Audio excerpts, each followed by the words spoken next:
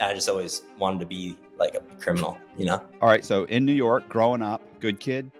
Doesn't sound like it. I started selling when I was 12. You make it sound like I held off. Yeah, I held off till Not 12. like those other kids. I actually got caught, and the cop said to me, he's like, you're 12 years old selling.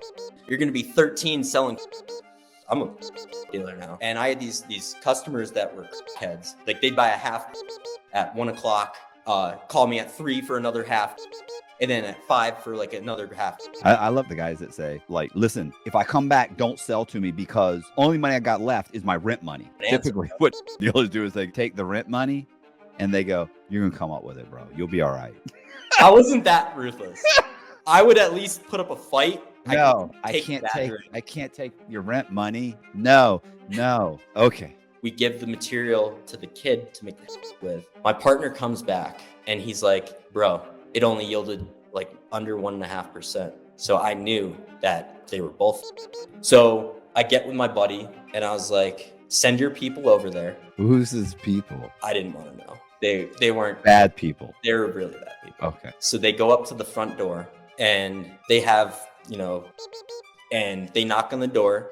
The kid was inside. He's got his, and somehow one of the guys that I sent there got. Oh, that's not good. No, it was bad. Not so much fun when the rabbits got the gun. She calls the cops. They like show up to my house. I have my there. I have the cold room in the garage. I can't have the cops showing up to my house. I'm like, what are you thinking? Hey, this is Matt Cox, and I am here with Dave Ostroff. He is a cannabis cultivator and narcotics distributor, and we're going to be interviewing him for Inside True Crime, and check out the video. I was born and raised in Albany, just outside of Albany, New York. Okay. Yeah, so I'm a New Yorker. But you're in Colorado now. Yeah, we'll get there. Okay. But my dad's Ukrainian Jew. My mom's Italian. So I'm a pizza bagel. Right. I can see that. Yeah, right. I grew up like just super fascinated in the Cosa Nostra and the Kosher Nostra, which is the Jewish mob. Have you heard that before? No. Never heard that? No, I was actually just thinking that a pizza bagel sounds good. I was like, that's never heard that either. Not bad. Yeah, I wouldn't mind one. I love bread. Yeah. Anyways, yeah. So I idolized like Lucky Luciano and Bugsy Siegel and Meyer Lansky and those guys. Right. I just always wanted to be like a bad guy, like a criminal. I mean, I thought it was like a normal thing, but I guess it's not. It is for some people. Yeah, right. A lot of people, but yeah. But yeah. So 1% of society, right? That's the 1% that got caught. So yeah. So I think there's something like 25% of Americans have like felony convictions or something. I remember the number was outrageous. Oh, I believe it. It's 1% that's currently incarcerated. In some type of incarceration, which is a lot. It's 350 million people. That's like what, 3.5 million people. That's a lot of people. That's a lot. Yeah. So there's the intercom. That's fine. It adds to the allure. Oh, absolutely. So yeah. All right. So in New York, growing up. Yep. Good kid. Doesn't sound like it. No, not really. Not it. I wasn't the worst kid, but I didn't really respect authority or the rules. I got in trouble here and there. But I mean, I was going to say I didn't start selling weed until I was 12, but I started selling weed when I was 12. That's funny. How you make it sound like I held off. Yeah, I held off. Not 12. Like those other kids. Yeah. He's selling weed at 12. Yeah. I mean, at 12, I didn't feel like I was like looking back, it's crazy to think like 12 is like a child.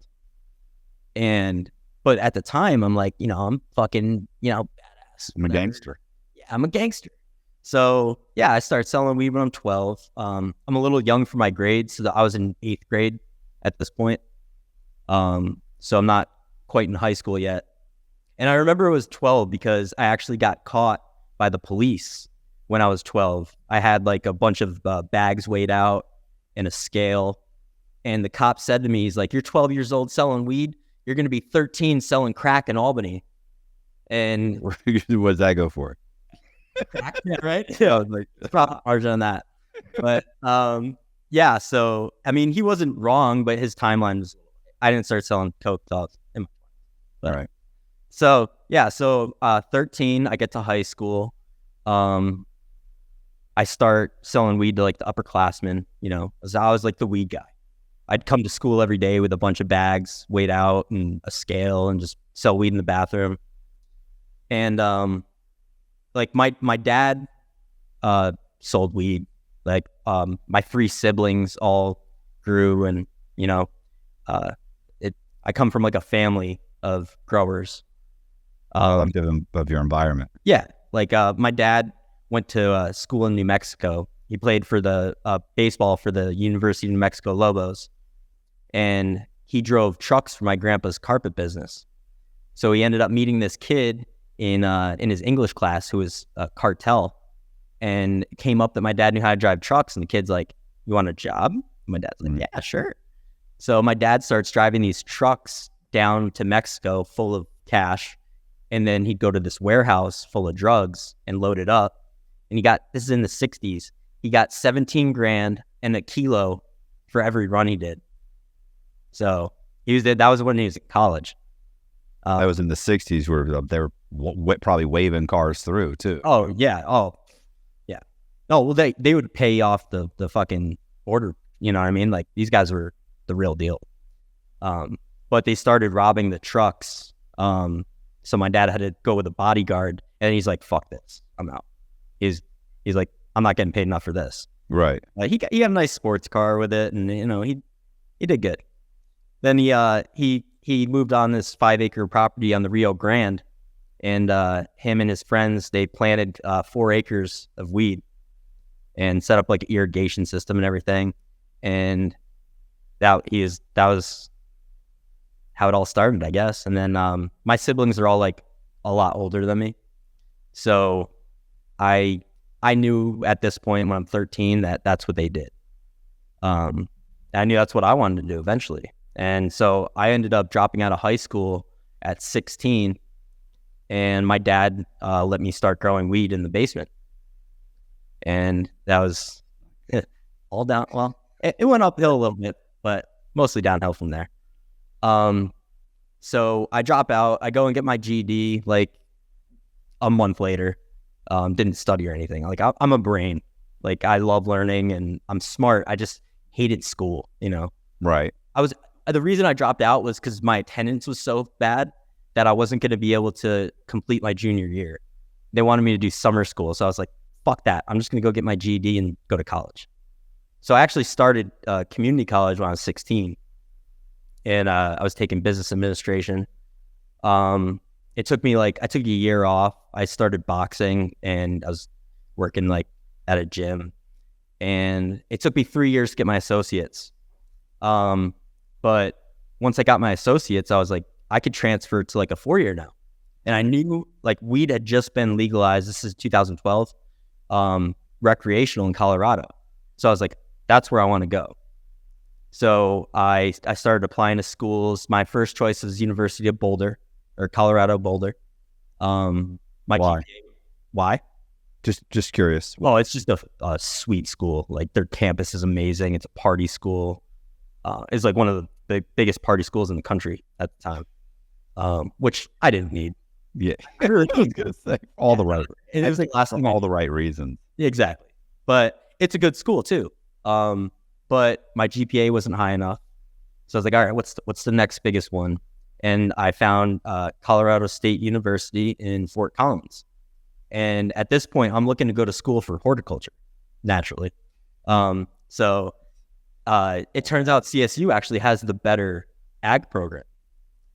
So I applied there. My GPA, I think I needed a 2.8, and I had a 3.0. So I got accepted.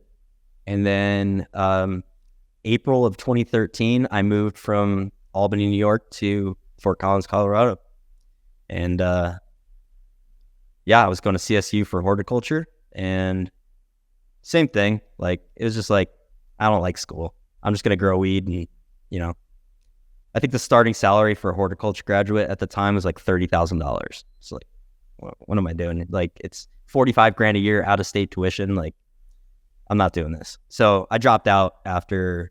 I mean, you didn't know that going in? You didn't think about that? Or you were just, were you doing it because you thought you wanted an education? I thought like I was going to learn a lot about stuff that I could apply to growing, and which I did, but it turns out there's so much information on the fucking internet for free. Right. That's specific to weed. So I was studying like how to grow weed online while I'm in school. And I was just like, I can just learn what I need to learn for free and, not have to go to class and all that bullshit. So yeah, I dropped out and just started focusing on growing. And my dad and I lived together at the time, and we had to grow in the basement. Our landlord was cool with it. And I mean, it wasn't a great grow. This is like the early days of my career. And so who are you selling this to at this point? Like, you go up there and immediately get a group of people you can sell to, or just college students? So at first, I actually drove my first harvest back to New York. That's the only time I've been back to New York since I moved out here. And I sold it there because I still had all my friends there, and then drove back and ended up, I only made like $12,000. I ended up getting fucking pulled over in Iowa. On the way back? On the way back with the money. Yeah, awesome. So I'm going to college. I'm in college.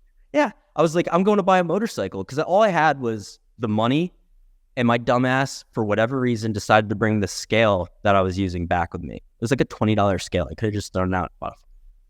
And it had like a little bit of weed residue, like a couple hairs on it. You should say, well, what is that? What? And my buddy told me to bring this back. Yeah, I don't know what that is. But they weren't buying it. They're like, what's all this money from? Of course, it's all like, 20s. It was ridiculous. Stripper money. Yeah. Look at me. I told them I was going to buy a motorcycle. Yeah, look at me. Hey, look at me. I walked into a bar. They start throwing ones at me. Yeah. I can't help it. Am I going to not take the ones, officer? Exactly. So you got to think faster when these questions come at you. I was 22, man. Give me a break. I learned from it though. But yeah, so they end up impounding my what was it? A Ford SUV Explorer. An Explorer. They impounded it. Took my money. They were grilling me, like, and they interrogated me. They're like, we're gonna go through your phone. Like, you better just tell us what you're gonna do. I was sitting there deleting shit like under the table, and I'm like, all right, where's show me the warrant. You guys can go right through it. They didn't end up going through it. They, no. They're all gonna say that. Yeah, I bonded out. I was in some shitty, tiny fucking jail. I called my dad. He bonded me out. They ended up giving me like a possession of like marijuana paraphernalia. It was like a misdemeanor or like a ticket or something. And I called like a normal, you know what normal is? It's like the national organization it's like the national marijuana organization. And they provide like attorneys. So I went to the Iowa Normal website and found an attorney to take my case. And basically he was gonna fight to get my money back. And then I was gonna say, that's my money. What are you talking about? You got to prove this is drug money, or really they're gonna say you have to prove that you legitimately got it. Right, which they tried to do at first, but I didn't end up having to. All you gotta do is when you file your taxes, say I made this much money and this much of it was cash, and this is. I've never filed taxes in my life. It's gonna catch up with you. I know but hey, I'm being honest here. Look at you. You're like you got bigger problems right now. You're living in a halfway house. Exactly. That's the least of my problem. Yeah. What do I care? They can come after me. You can't. What is the saying? You can't bleed a stone or whatever. You can't get blood from a stone. Well, plus there's also the IRS would have to prove that you make more than, I think it's like 16,000. If you make if you make less than 16,000, like you don't even pay taxes. So Yeah. So, I mean, I kept everything in my dad's name, you know, I just spent cash. But anyways, so my lawyer ends up getting me my money back. But after the fees and paying him, I got back, I think like $3,500. fucking for a long it, right? I was so pissed. And it took like almost a year.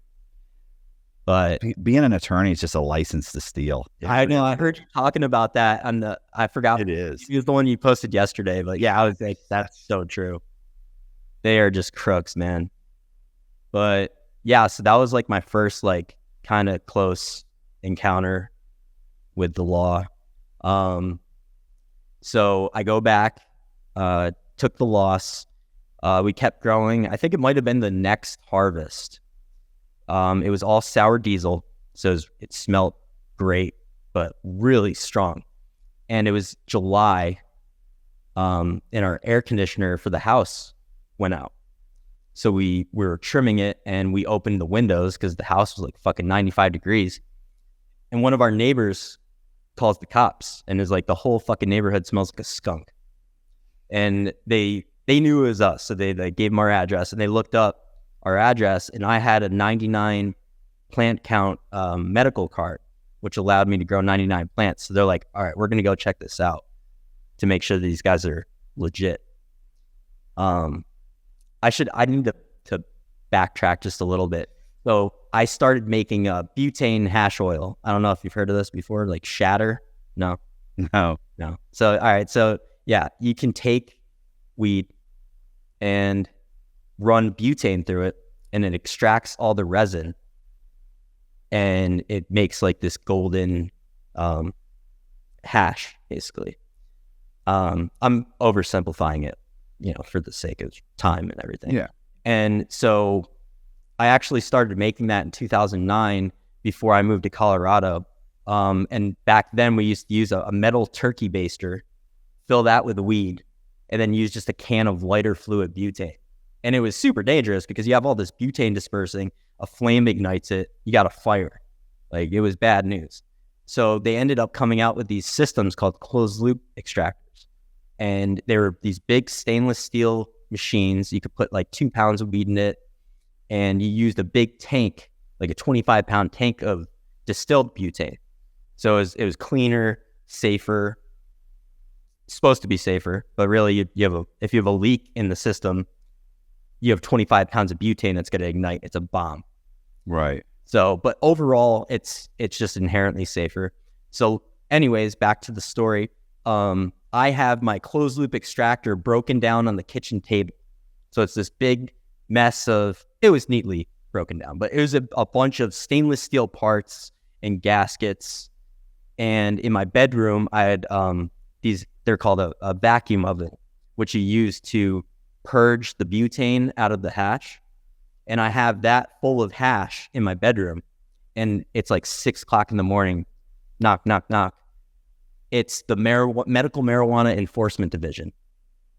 They're plainclothes cops, and they're like, hey, we got a complaint from the neighbor. We just want to come in and make sure everything's, kosher. And so my dad's going to help you. We're from the government. We're your friends. We're the medical marijuana, we're just trying to make sure you're not doing anything, crazy. Yeah. They're fucking cops. So, so my dad answers the door, and I'm shitting my pants because you walk into the house and it goes down to the basement, like right next to the front door, but you can see the kitchen right when you walk in. So I'm like, holy shit, my fucking extractor is right out in the open. I got like 2 pounds of hash in my bedroom. And so my dad's like, yeah, I'll take you down to the basement. And like, just so happens the night prior, I had cleaned up the entire grow. We had just harvested. So everything's neat, clean. All the weed is in like big tubs. So luckily I did that because they would have seen like all the dead plants. Like, we had a lot of plants. So it looks like you only have the 90 plants. Well, no. You have more than that? Harvested all of the plants. So we actually had no living plants at this time. All we had. There's no way for them to tell how many you had. How many did you have? 90 or more than 90? Okay. It was 10 years ago. I can't really remember. But anyways, so my dad takes the 3 cops downstairs, and I'm peeking around the corner. I see him go downstairs, and I start tiptoeing and doing runs back to my bedroom with I had to do like 10 trips, all the parts, and I'm tiptoeing so they don't hear me going back and forth.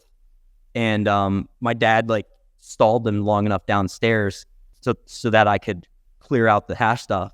Right. And they come up, and I'm just sitting there in the kitchen like, oh, hey, how's it going, guys? And everything's put away. And they're like, all right, yeah, we're good here. You know, if the neighbors call again, we'll just tell them you guys aren't doing anything wrong, and they're just gonna have to deal with the smell.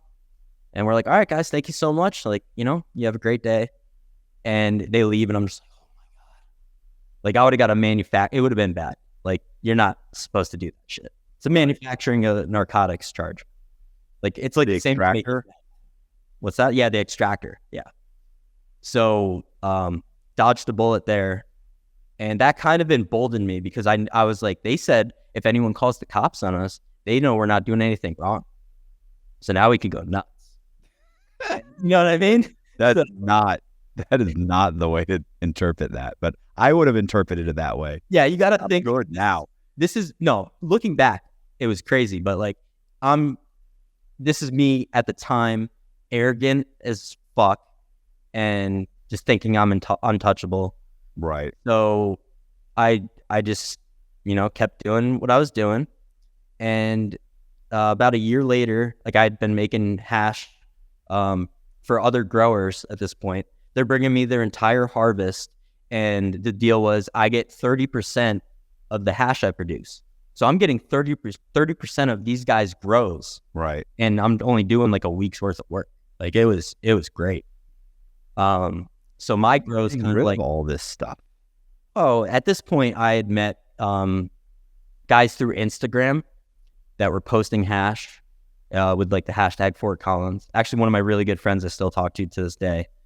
He had a picture of him holding up a slab of hash, and I hit him up, or he might have hit me up. I can't remember, but I was like, "Hey, we should, link up. We'll dab, we'll smoke." And he introduced me. His whole thing was, "Joe, man, so clear sport." Can you hear it?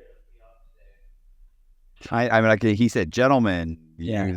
Some Peer support group. Anyways, so that's good. Nice. People helping people. Oh yeah, I mean, Summit Stone's great. Shout out Summit Stone. But anyways, so this kid, his thing was he had a little grow himself, and he had someone making hash for him, but he was a middleman and a broker. Mm-hmm. So he buys up all these guys' entire grows and then slings it back to like the East Coast. He's from the Northeast as well. So that we kind of clicked because of that. And he's a masshole though. We worked through it. And he would buy a lot of my stuff. And through him, I was able to network and meet all these other growers that I was able to make hash for. And it kind of just like blew my business up. And but he was also, selling coke, Molly, acid, everything. He was the one-stop shop. Right. Amazingly, he never got in trouble, and he was super reckless. He would just have people in and out all the time. Come on, Stanley. You missed him on count. Anyways, so this kid's like, he's like the trap lord, and we become like really good friends. I actually end up moving into his house, and I need to back up a little bit. I end up getting a job with this guy, Naughty. He's got a YouTube channel, KNOTTYY. Check him out. Great dude. Great hash maker. I end up moving out to Seattle, and making hash for him. And it's great. He's like, to this day, he's the best friend I've ever had. And Darian, if you ever see this, I love you and I miss you. It's a great dude. And I was making $20 an hour under the table working for him, working 50 hours a week. So I'm making $1,000 cash a week, but I didn't have to worry about, distribution or, anything. So it had its trade-off. Like I was taking a hit in the pay, but working for him, he was super popular. I tried to look up Naughty. Yeah, it's KNOTTYY on YouTube. And he was making YouTube like hash videos in the early days. So he had this big following. Did you find him? No, KN what? KNOTTYY. Naughty. Okay. Yeah, Naughty with 2 Y's. Go. Got it. Got it? Yeah. Yeah. So, he was my boss. And What is this stuff? that's the hash that I was making. That's butane hash. You see like the big... It looked like a sponge. Yeah. There's all different like consistencies of it, but it's all butane hash oil. As far as the DEA is concerned. Okay. So, Sorry. so it's great. I'm working out there, but like after a while, like I'm making each slab I was making was like a pound of hash, which back then was like, I can't even remember, a lot of money, like let's say 10 grand.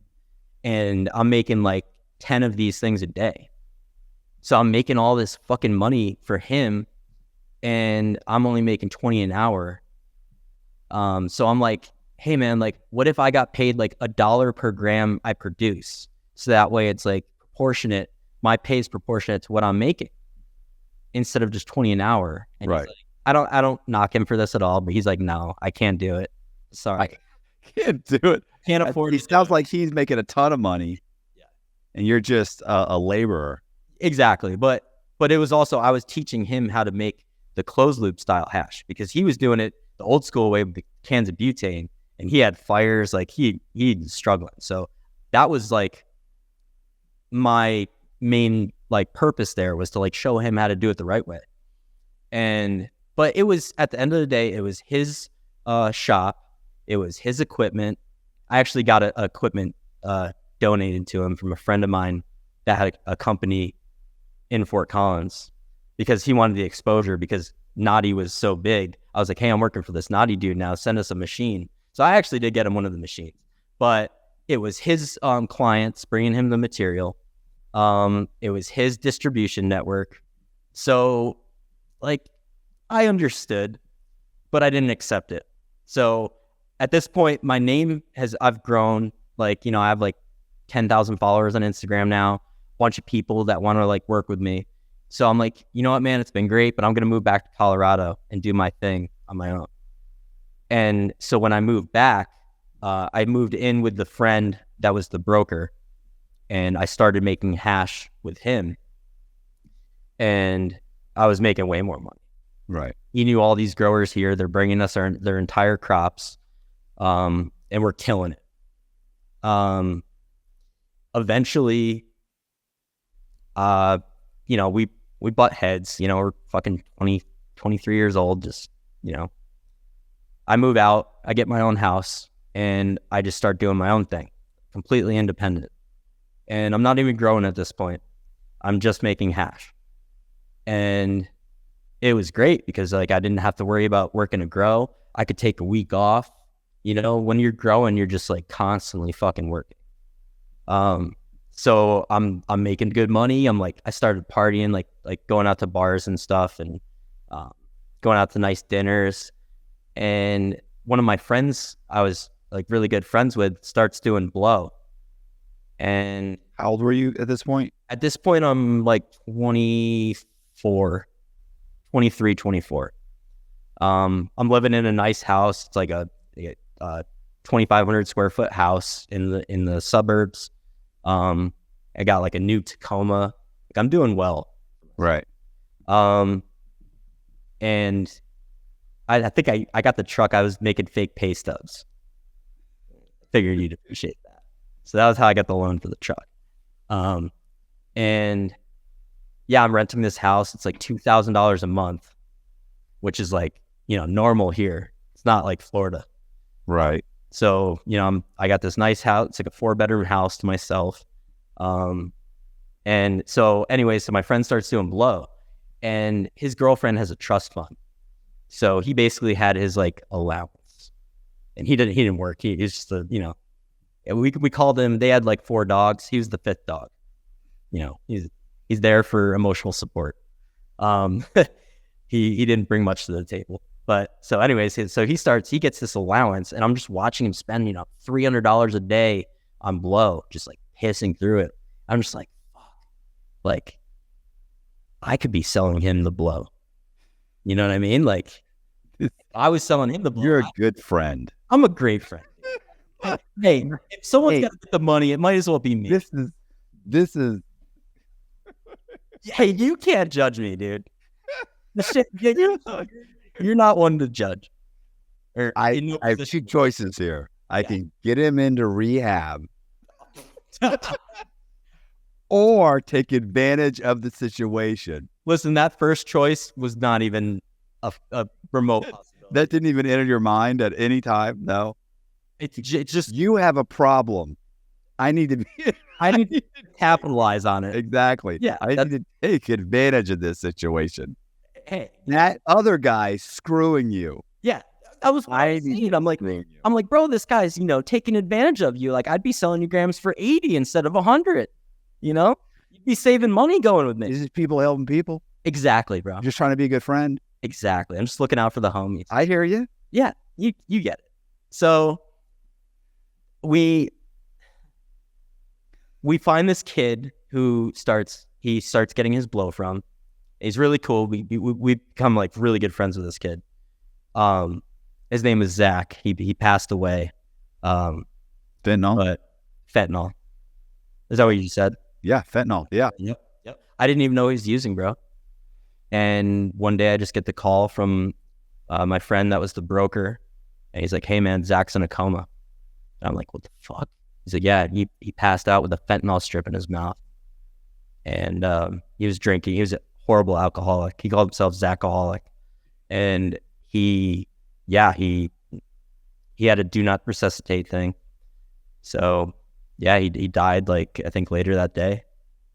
And, but we'll get to that.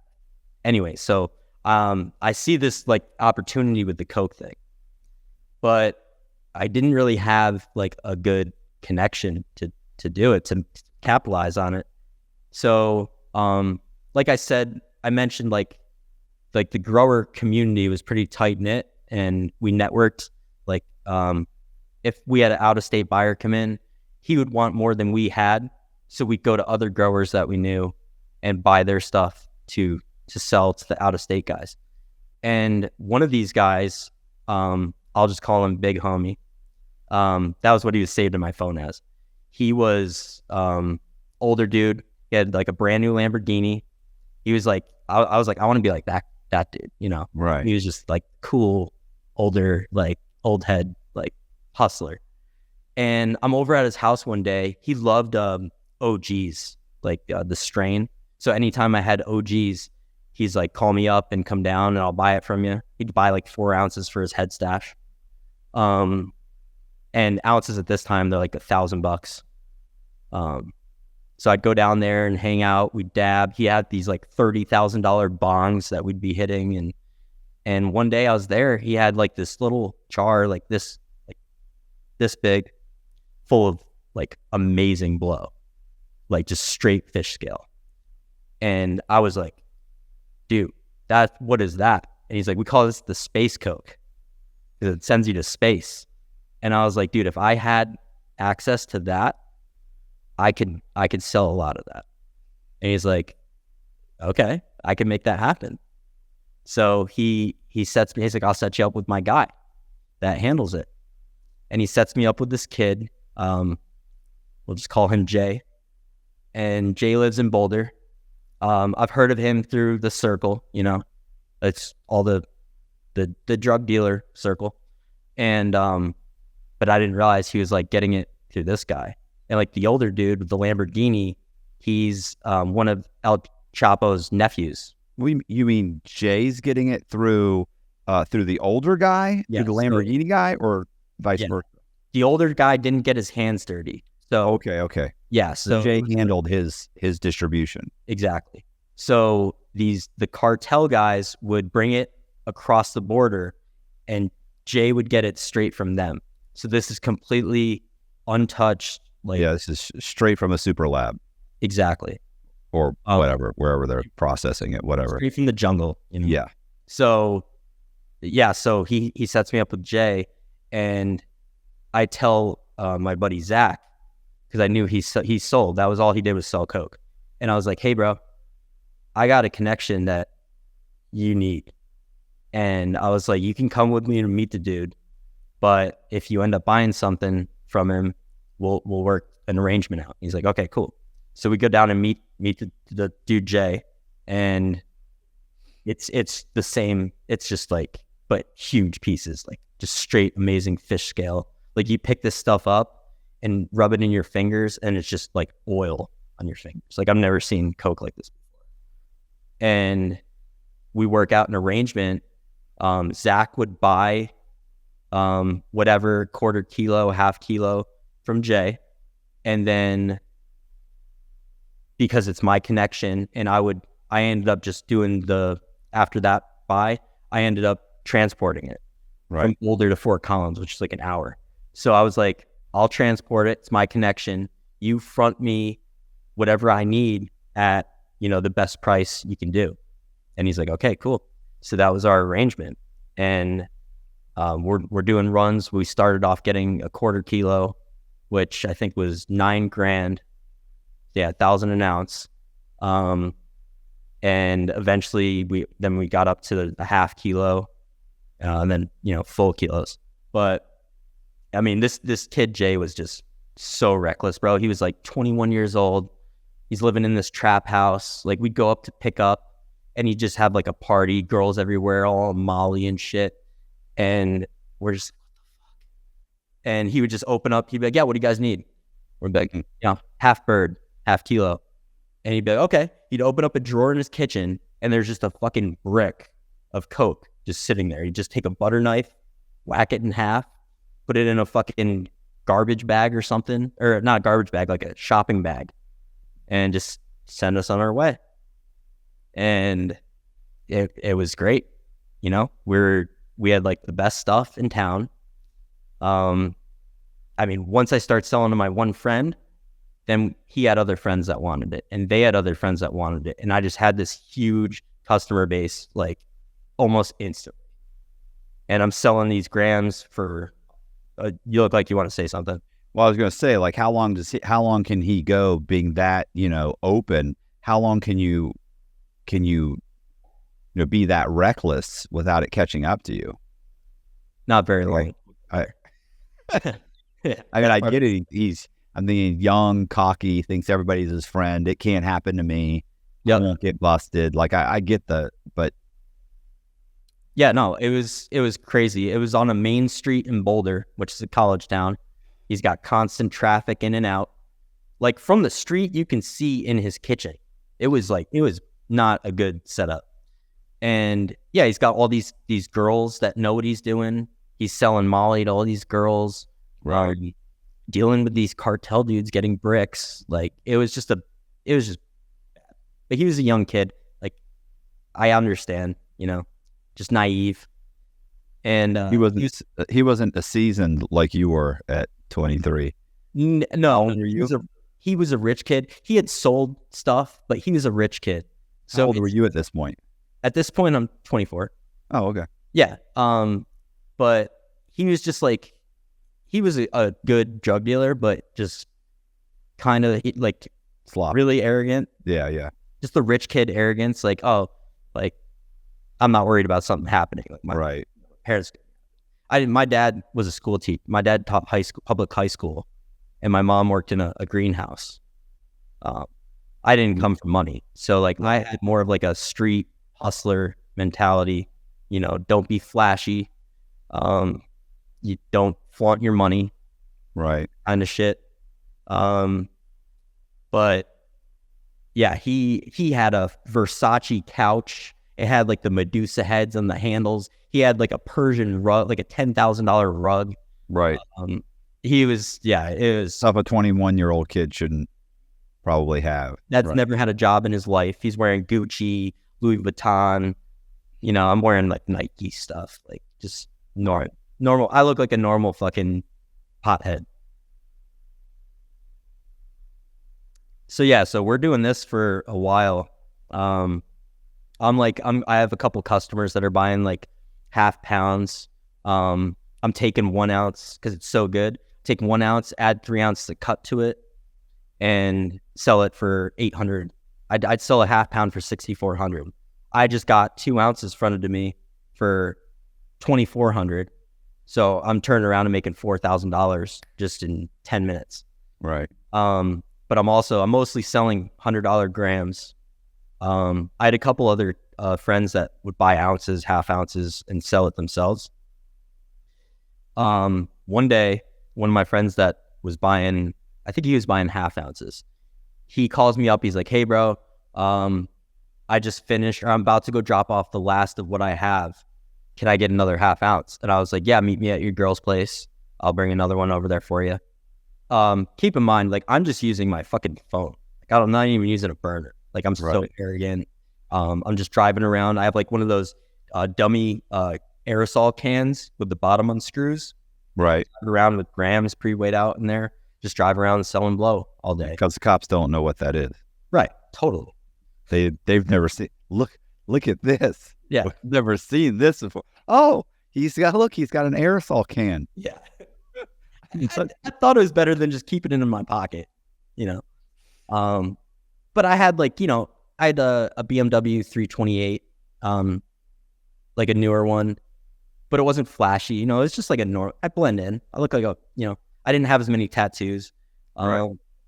So I would just drive around in my little 3 Series, just slinging grams 24 hours a day. And so I go to meet this kid at his girlfriend's house with this half ounce. And I get there, I'm waiting. I call him. He doesn't answer. Yeah, I call him again. He doesn't answer. I'm like starting to get pissed. I'm like, bro, you just had me drive across town with a half ounce of blow. Now you're not even fucking answering. So I call him a few more times. I'm pissed. I leave after like an hour. And later I found out he was going to drop off like 7 grams to someone. And he had a seizure. Ran into a telephone pole with his truck. Woke up surrounded by cops. So I was like I know he's not going to snitch on me. Right. I mean, it's like, what if they go through his phone? You know, what if he doesn't cooperate, but what if it comes back on me? So like, I got a little, I didn't stop doing it, but I got a little more. I was going to say, they need more than a message in the phone and his word, you know. Or not even like a message, because we were smart on the phone, but what if he was like saying to someone, "Hey, I'm about to go meet Dave to get more blow." Something like that. So you just don't want him to put them on you. Like, you're not going to get arrested, but you just don't want your name even coming up in an investigation, right? You just don't want him to be. Okay, I thought you were thinking like they're just going to show up to your house and arrest you. No. And at this point, I have no criminal record besides like the thing in Iowa, which, I mean, it was like a ticket. But yeah, I'm not on the police radar at all. So I find out the next day from a mutual friend of ours, like, "Hey, so-and-so's in jail. Like he had a seizure and the cops got him, and he had a scale with all this blow on him. Like he's fucked." So I'm like, that's not good. So couple days, I think it was like 3 days later, I find out that Jay got raided by the ATF and the DEA. And that... You think it's related? No. Absolutely just coincidence. Okay. But between those two things, I was like, all right, yeah, I'm spooked at this point. So I'm like, I'm out. And yeah, Jay ended up, he got, I think, 7 years in the feds. He had like, I want to say 500 grams of blow, like 300 grams of Molly, a bunch of acid, Uzi, an AK, a money counter, 70 grand cash. What does the rich kid selling coke need an Uzi for? Bro, it's like rich kid selling coke starter pack. You need an Uzi, you need a money counter. Like, you need a lot of stuff from Versace. Yeah. You need to act like you're a gangster. You're new to this world, Ridiculous. Ridiculous. Yeah, you need a $10,000 couch for your trap house. Yeah, you need You need 7 years to get your head right is what Yeah. you really need. And that's what the judge probably said. Listen, what are you doing? Oh, he tried to play the mental health card, the drug addiction card. They were like, No, they don't care. they're like, Oh, you can get treatment in prison. I was going to say, we'll give you the RDAP program. Yeah, exactly. They have a drug pro. Good. Thank God. Yeah. Thank God. We're going to go ahead. We're going to send you to a great place. It's a residential treatment center. Yeah, his like defense was like, oh, he already got accepted to this residential treatment center, and they're like, okay, cool, yeah, but we have our own. Yeah. That's where you're going.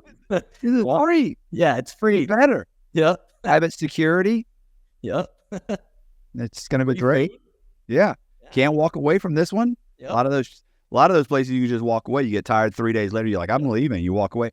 Don't worry. Yeah. We got you. Not gonna happen. Yeah. Yeah. So he goes in. He's like 5'10", like 120 pounds, soaking wet. No tattoos. He starts posting pictures on Instagram like 5 years later, like 5 years into his bid, or maybe it's like 3 or 4 years. He's got his hair's like past his shoulders. He's fucking yoked, bro. Like 250 pounds, solid muscle, full tattoo sleeve. Just looks like completely different. What state was this, or the feds? He was in the feds. Okay. Yeah. Because it was a ATF DEA operation. But and another funny thing worth mentioning about Jay was he was a rapper. This guy. Listen, he paid Gucci Mane. You know who Gucci Mane is? Yeah. Yeah, Gucci. Big Gucci. He paid Gucci $50,000 for a verse. And this is right when Gucci got out of prison. What's this? And I'm just like, that doesn't sound like a good idea. So, and then Gucci doesn't even let him drop the song. He straight hustled him. No. Yeah, absolutely. They did a music video. We wouldn't let him show the rapper hustled some kid out of $50,000. Stop it. I will not sit here and listen to you talk bad or insinuate. So yeah, that was, I failed to mention that earlier, but that's like, paints the picture of this kid. He's a rapper. He's rapping about this shit, dude. He needs 7 years. Hey, Listen. he's doing the shit he's rapping about. I will give him credit for that. No one can knock him for that. He was doing what he was rapping about. Oh my God. Yeah. So yeah, he just got out actually. I haven't talked to him. But yeah, he's out now. He should do a podcast. He really should. You should have him on here. Listen, I knew a white guy that had dreads that was like and balding, white balding guy with dreads. That's such a good look. Named Bobby, who's like 40 years old and used to sit there and rap in the unit. And it was just like, this is like, if the white guy with dreads wasn't just sad enough, balding wasn't sad enough. You're also a rapper, and he would convince you that he was going to be a rapper when he got out. He was blowing up when he got out. He was going to blow. He's going to be huge. He's been writing songs for 10 years. He's going to be huge. He's going to be huge. These are amazing. Yep. I think he does. I think he makes pools now. I think he installs pools. We're friends. Everyone needs a day job. Yeah. No, I mean, it could still happen. Yeah, totally. He's got a pretty girlfriend. Hey. I don't know about the rapping thing. I don't know if that took off. I don't think so. But hey, find his SoundCloud. yeah, I'll look. Bobby. You gotta love jailhouse rappers, right? Yeah. They're the best. I used to joke with my, listen, let me tell you something real quick. So I met my wife at the halfway house. Right. Yeah. And we used to so I would come home from work, and she would like wait, and we would eat dinner together sometimes. Just, it happened a few times. So I started thinking it was like a thing. And then one time I texted her, I was like, hey, I'm going to be back there at this time. You want to have dinner? And she goes, I can't. She said, I'm tired. I got to wake up early. I'm tired. I'm just going to bed. I said, oh, okay. That's fine. She'd been working all day. But I come back and I walk in, and as I walk in, they got like a Sally port. They check you. They look at your phone. Back into the halfway house. Back in the halfway house. And I walk in and I look up. I'm going to head toward the little cafeteria. And I look up, and she's sitting at the table with Bubby. Listen, So Bubby was in the halfway house. Of course, he was in prison with me and in the halfway house. Oh, okay. Yeah, he was in my unit. So you guys go way back. well, like, not that I ever talked to him very much. I mean, so we don't have a lot in common. So he was just shy of having the gold teeth, but they probably arrested him before he could get the gold teeth. So, I looked up and I saw, she looks up and she sees me, and she kind of like looks at there, and she knows that I'm thinking, oh. And then, listen, as soon as I got my food, came back, I got the text, hey, listen, I know how that looked. Yeah, when in reality you're pissed, but in reality she's like, she doesn't want to be talking to Bobby any more than you want her to be talking. Yeah, well, that's what she says. I believe it. Well, listen, I mean, I think in the end, I think she made the right move. Yeah, I mean, look, she's with you now. You guys are married, so yeah. Listen, I'm mad at her all over again. Just talking about it. I'm getting upset. She could come in, I'll have an attitude. She can be like, "What's wrong? Don't worry about it. Don't worry about it. How's Bobby?" Yeah, how's his SoundCloud? She'd be like, "Ooh." Yeah, she doesn't remember him. How long ago were you guys in the halfway house? 3 years ago? Oh, yeah, about 4 years ago. 4 years ago. Yeah, he's Bobby's. Yeah, that's Bobby. Yeah. We all know a Bobby. We have a couple of them in here. Yeah. I keep my headphones on pretty much all the time. Oh, okay. So yeah, I'm sorry. I didn't mean to get you off track. Sorry, go ahead. Yeah, I need a. Jay got arrested. Jay gets arrested. You got spooked. You said, "I'm done." You stopped selling the blow. Zach kept selling. So at this point, I'm making hash again, because I kind of stopped making hash because I was just like, I'm a fucking coke dealer now. Right. I don't have time to make hash. I'm running around serving these college kids 24/7. I'd be out till I'd get calls at 6 a.m. I'm getting ready to lay down finally. I've been out all night. This is like a fucking Tuesday night, like an average Tuesday. And I had these customers that were crackheads, and they'd take it and cook it down. And so they're fucking just awful. Like, they'd buy a half gram at 1 o'clock, call me at 3 for another half gram, and then at 5 for like another half gram. I'm like, listen, guys, you can just buy a gram and a half. No, because they tell themselves, this is it. This is it, bro. I love it when I always say the guys that say, like, listen, I'm gonna buy this. If I come back, don't sell to me, because the only money I got left is my rent money. Oh yeah, those guys are the worst, because you're like, I'm not going to sell to you, bro. You told me not to sell to you. Oh no, typically what drug dealers do is they take the rent money, and they go, "You're gonna come up with it, bro. You'll be all right. You're gonna be all right." I wasn't that ruthless. I would at least put up a fight, but eventually it's like, I can't take your rent money. No. Okay.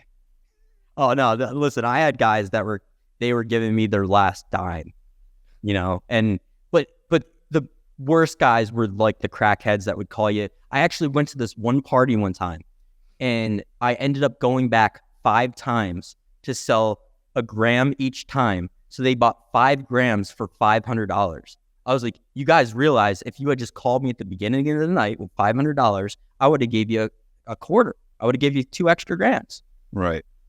Like, what are you doing? Like, I didn't, and I'm driving, I have to make all these trips back and forth. Like, this is a big inconvenience. I'm only making $40 every time, So, yeah, so that's over and done with. Like, I had time to make hash again and start making hash again. The hash thing kind of started to like fizzle out. And I was like, you know what? I'm going to start growing again. I'm going to go back to my roots. And I start, no pun intended, right? My roots. I didn't. Okay. But anyways, so my dad and I. What about, and I hate to say this. Yeah. What about like getting a job? That is my job. No. What do you mean? I'm working 12 hours a day, bro. Never mind. That's all I know. I've been doing it since I was 12 years old, man. I mean, your buddies are getting busted left and right. Like you saw like 7 years. Like this guy gets, huh? Growing, I didn't have any guns or ounces of Molly or anything. Listen, the other good thing about my arrangement with Zach was that I had no incentive to buy a large quantity because there was no break for me if I got 1 ounce or 10 ounces. He's giving me the best price he can. So I'm only getting what I know I can sell in like a day or what I can get rid of like right away. Right. So I don't ever have large quantities of blow at my house. So that was like the big advantage. That and him, he was fronting it to me. So I was looking at these guys getting busted, but they're not as smart as me, you know? You know how it is. I know exactly how it is. Yeah, that's not going to happen to me. So, yeah, so I go back to growing, and my dad and I had just moved into this house that was like twice the size of the house we were living in before. It had a huge basement with like 8 or 9 foot ceilings. I hit up one of my friends who was a good grower, still is, and I was like, hey man, like I don't have enough money to build out my basement the way I want to. Would you be interested in partnering up? I'll give you 30% of the grow. You pay for the renovation and all the equipment, and we'll be partners. And he's like, sure, let's do it. So it took a year. I did most of the construction, like the framing and the drywall. We had someone come in and do the HVAC, but I did most of the work, and it turned out great. Like it was a badass grow, but it took a year. So that year I was struggling. I didn't have any money coming in, but I knew it was going to pay off eventually. So we finally finish it, and the first crop is just amazing. And it's like a nice neighborhood too. It was like when we got raided, it was a bad look. Like it was not that we were coming back there, but yeah, the neighbors hated us. We had kids, like there's like a doggy daycare next door. Like it was ridiculous. But so this first crop was great. And I think we got 40 pounds of fresh weed. And our plan was to give it to one of his partners in another venture that was making bubble hash. So to do that, you take the weed before it's dried and you make it into hash. So we had about 40 pounds of fresh weed, which would have been about 10, 12 pounds if it was dry. So the dry weight equivalent. And so I mean, I knew who this kid was that was going to be making the hash. He was going to take the entire harvest, turn it into hash, and take his 25%, just like I was doing for other people. But I wasn't making this type of hash, the bubble hash. I was making butane hash. So butane hash at this point was like a dinosaur. Like no one wanted it. It devalued like crazy. It was like $300-400 an ounce. But this bubble hash was, going for like $1,200 an ounce. So we're like, all right, this is like the best way to maximize our profits from this crop. So the kid that he was working with that was gonna make our hash, he was like, talk about just flamboyant and like asking for trouble. Like this kid he'd have a Go Yard man purse, like those like $4,000 man purses, Louis belt, like just Supreme stuff. Like he was just ridiculous. And he was just a brat. Like we'd go to like this nice sushi place. It was like, we'd spend like $1,000 on like sushi there. It was a really nice restaurant. And he'd be like complaining that they don't have this type of soda, and you'd be throwing his chopsticks and like just acting a fool. Like this kid he was the worst. And I was like, we're about to give this kid like $50,000 worth of shit that we just worked like a year producing. Like I just didn't feel good about it. I didn't trust the kid. And so I took, unbeknownst to my partner, I took like a pound of fresh weed and I gave it to one of my buddies up here in Fort Collins. The other kid was in Denver. And I was like, hey man, run this for me. I want to see how it does, before I give it to this other kid. and he runs it, and he gets back like a 5% return, which is good. I was happy with that. I was like, all right, cool. I still didn't tell my partner though. I was like, all right, so we should be getting back like 5% on that 40 pounds, like whatever that comes out to. So we give the material, all the harvest to the kid to make hash with. And I'm sitting there for like a couple weeks. I'm like doing the math. I'm like, all right, we're going to have this much hash. It's going to be this much money. Like, we're going to be good. This is working out.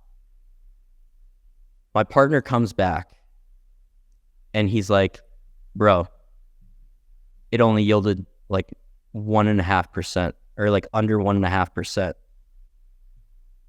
And to this day, I think he was in on it. Right. You know, I was like, no, right. 5%. He didn't know that I tested it. So I knew that either the kid that made the hash was fucking me, right, or they were both fucking me. So I knew this guy, we'll call him R. And R, I met when he first moved to Colorado, like 2015 or so. I was like one of the first people he met out here. And I hadn't talked to him in a few years, but I saw him over at Jay's house. He ended up becoming Jay's roommate.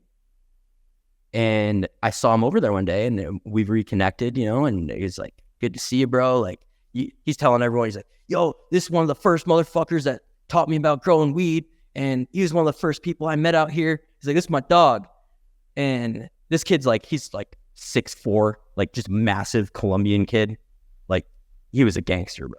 Right. And he's in the feds right now. I think he's doing like, I think he got like 18 years. All kinds of weapons charges, drugs, everything, all that good stuff. So I get with my buddy who also knows him, and we call him and we're like, hey bro, get this. I just gave this kid, you know, 30 grand worth of weed, and he gave me back like 10 grand worth of hash. Like, this kid just fucking robbed me. Right. And he's like, all right, what do you want to do? And I was like, send your people over there with a U-Haul. Who's this people? I didn't want to know. They weren't bad people. They were really bad people. Okay. So I'm like, send your people over there with a U-Haul. Here's this kid's address. I told him what kind of car that his roommate drove, so that they knew that the roommate wouldn't be there, because the roommate worked for my partner. And okay. So I didn't, and he was a good kid. He is a little goofy, but he's a good kid. I didn't want him getting hurt. Because this was going to be a home invasion. This wasn't going to be this is going to be bad. Right. So I'm like, listen, this kid, he's sitting on like at least my $20,000 worth of product. Right. I know he's got cash. I was like, you send your guys in. They can keep the money. They can keep the hash. I just want this kid's grow equipment and all of his designer clothes. Like, it was more about making this kid suffer than it was me getting back what I was right. wrong. So he's like, bet. Let me make a call real quick. Makes the call. He's like, all right, my guys are good to go. You want to do this tomorrow? I was like, let's do it tomorrow. So these two guys, they go rent a U-Haul, and they go to the address, and they're staking it out. And the roommate's not there, but like, I was talking to my partner. I was like, hey, like, have you heard from so-and-so? Like, is he like, I made up some excuse to talk to him. I was like, I got someone else that like wants him to make hash or something. I was like, is he at his house? And he's like, yeah, he's just there chilling. Like, he just made some hash, whatever. And I'm like, I call my dude, and I'm like, hey, he's in there. So like, no one else is there. Like, tell your guys they're good to go. So they go up to the front door, and they have, you know, some stupid pistols. And they knock on the door. Just like these two, like, just like middle-aged black dudes. And they knock on the door. And the kid is inside watching. He's been watching the whole time.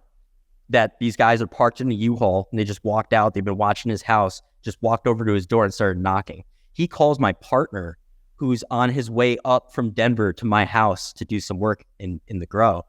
And he's like, bro, so-and-so just called me. He said these two dudes are like outside his house right now, that they've been like watching his house. That's crazy. I was like, they're like, what, does he know them? He's like, no, dude, he's never seen these guys before in his life. I'm like, oh, that's wild. You know, keep me posted. And I already know what's going on. Right. So these guys, they don't get an answer on the front door, so they walk around to the back door, and it's like a glass sliding door. There's like a walkout basement. And we got two different versions of what happened from there, but the version that I'm going with that makes the most sense to me is these guys shot out the back door, and the kid was inside. He knows what time it is, so he's ready. He's got his gun. And somehow one of the guys that I sent there got shot. Oh, that's not good. No, it was bad. And he tried to say that it was the kid that shot him, but then the kid, like later on we hear this story from the kid that he didn't shoot at all. So my theory is that the dude accidentally shot himself. Right. It was in the hand. He accidentally shot himself in the hand. So when that happened, they, scurried off back to the U-Haul, freaking out, I get a call from my buddy. Quite as gangster as they thought. No. And it's easy to be a gangster when the other person has no idea you're coming. It's not so much fun when the rabbit's got the gun. So anyway, I'm like, all right, it's going down right now. I'm going to get the call. Like, I'm sitting there with my buddy who like also knew. He was the only other one that knew what was going on. So we're like, all right, we're going to get the call. Like, they're in there right now. We're going to get the call. Everything went good. And, we're going to plan. We'll have them come up to a storage unit, bring all the equipment, and we'll break bread. And we get a call. Really, it was quick. I was like, wow, that was fast. These guys are good. And the dude's freaking out. He's like, bro, my dude is shot. Like, do you know a nurse or a doc? I was like, no. Like, go to the hospital. I'm not a gangster. He's like, yeah. I'm like, this is your business. And he's like, bro, he can't go to the hospital like with a gunshot wound. I'm like, yeah, I've seen that on TV. Like, you can't do that. So I'm like, let me make some calls. And I knew, like, who was it? It was like some chick that I knew. Her sister was a nurse or something. And I was like, hey, like, this is kind of a big ask, but I got a friend that's like hurt, and like, I was wondering if your sister could help. And she's like, well, what's wrong? And I was like, he got shot. And she's like, no, my sister, it will not. No, absolutely not. So I called dude back. I'm like, hey bro, like, I tried, but just put some dirt on it, some Walk it off. It's his hand. He'll be good. I was like, no, bro, he's like missing his pinky. Like, I'm like, man, like, and they didn't get anything, obviously. No. So I'm like, all right, dude, look, like, what's it gonna take to make this right? And he's like, we settled on like an ounce hash, so like $1,200. I'm like, okay, $1,200 for a pinky? yeah, that's not bad. I was like, hey, if these guys aren't gonna come after me now, it's only gonna cost me $1,200. Consider it done. So listen, that could have gone wrong. Like during a home, like let's say they did a home invasion, they got shot. Yeah. Let's say that tracked back to you. yeah. Oh. No. I mean, it got shot and killed, and Oh yeah. show up. Yeah. Yeah. Oh yeah. Oh no. It was. I'm thinking kosher nostra, bro. Like, this guy wronged me. He's fucking paying. I wasn't thinking like rationally. Right. So. So does the guy put it together? no. So, bro, this is a great story. So my partner calls. He's still on the way to my house when this all goes down. He's like, bro, these guys just tried to rob E. There was a shooting. Like, I gotta beeline back to Denver. I was like, that's fucking crazy, bro. Like, yeah, go do what you got to do. Cause I'm sitting there like inside, I'm like fucking pissed that this didn't work out.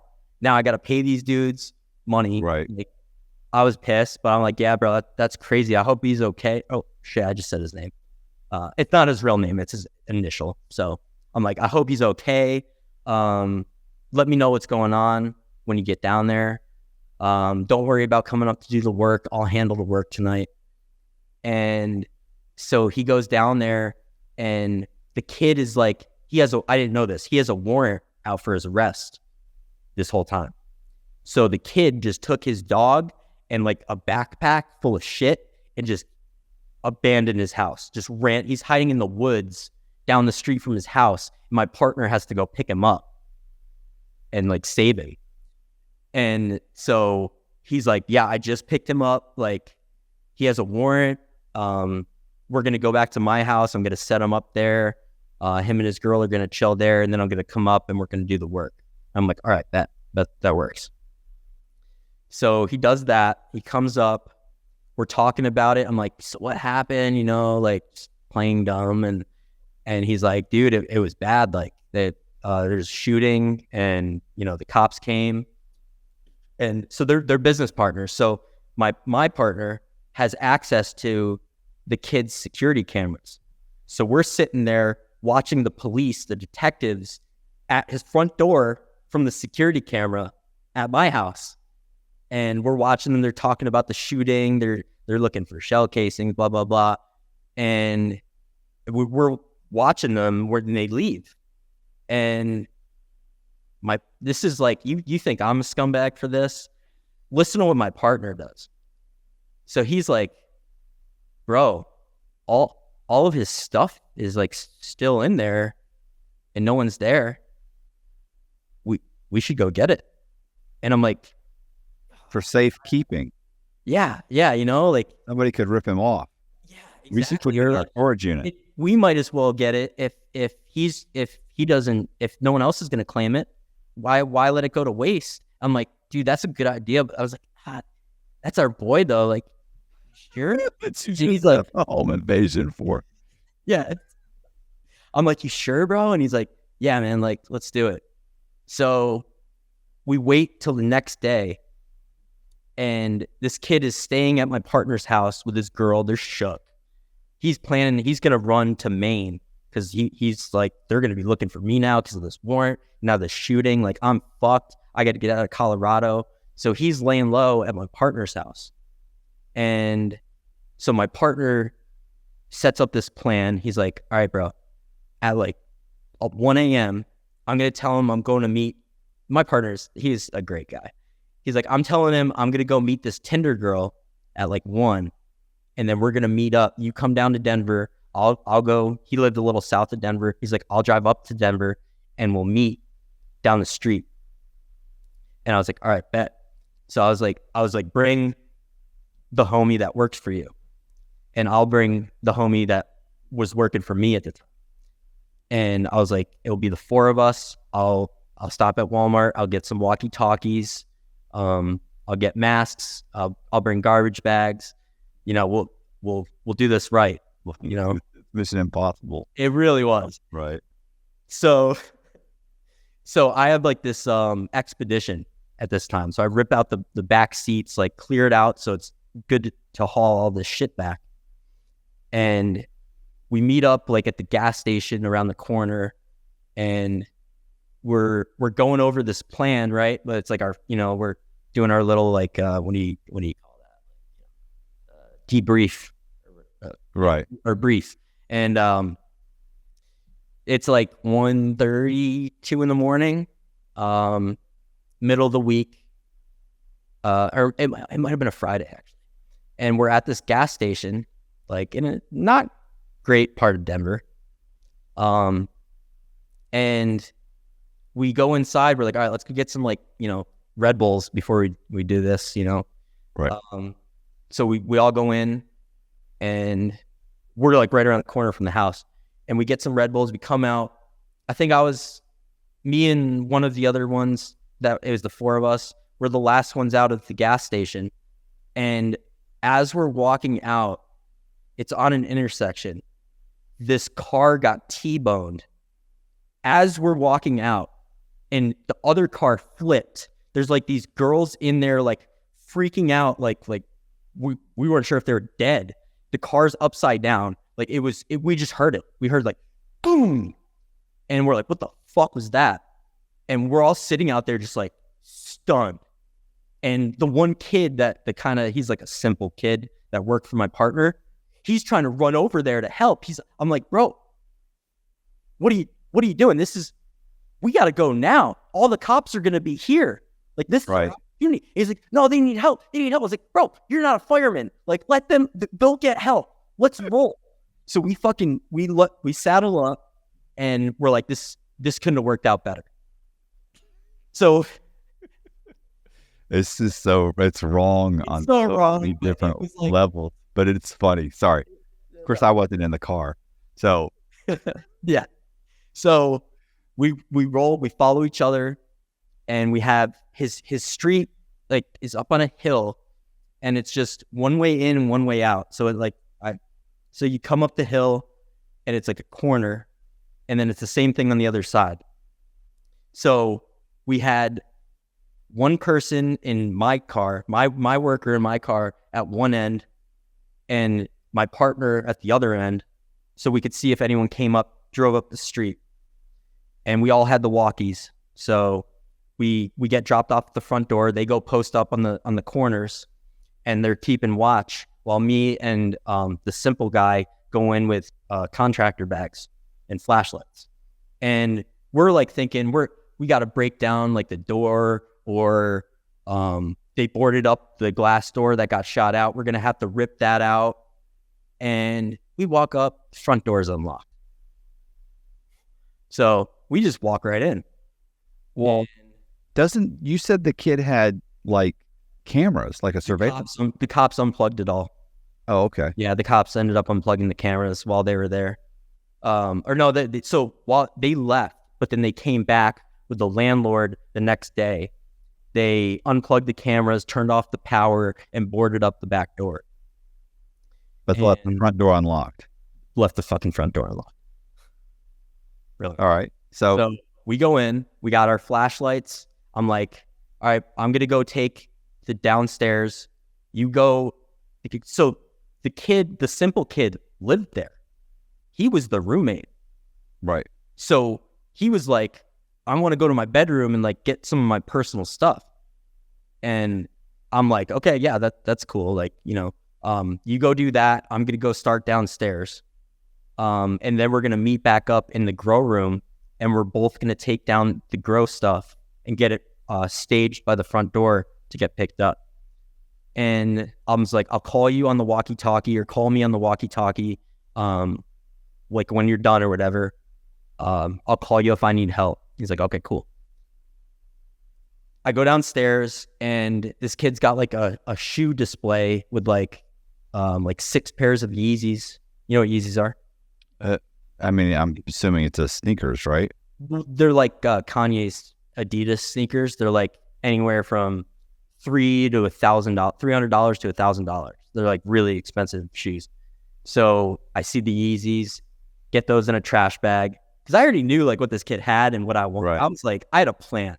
So I get the Yeezys, go in his bedroom. It's just like, this kid was just like ghetto rich, bro. He had a fucking TV with a couch and a bed. That was all the furniture he had.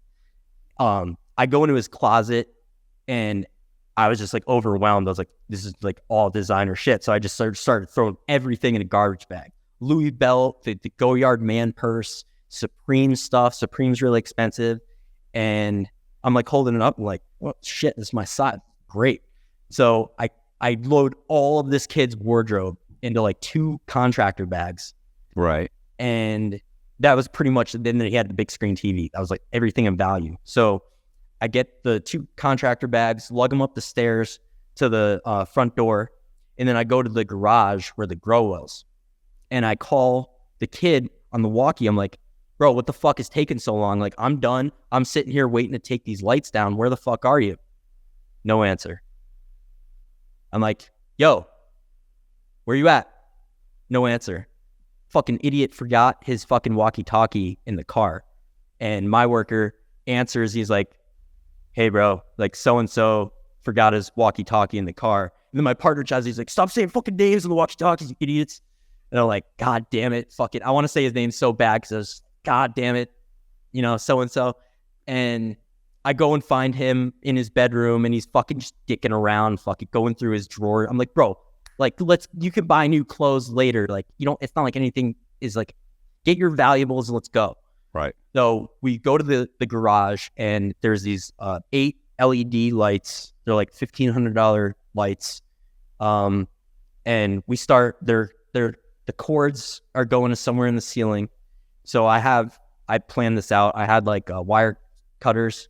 So I'm like, hold the light. I'm going to cut it, take it to the front and set it by the door. So we do that. We get all the lights out. Then he had this hash making stuff. It was a rosin press, which I don't need to explain what it is, but it was like $8,000 machine. Then he had another like $7,000-$8,000 machine to dry the hash with.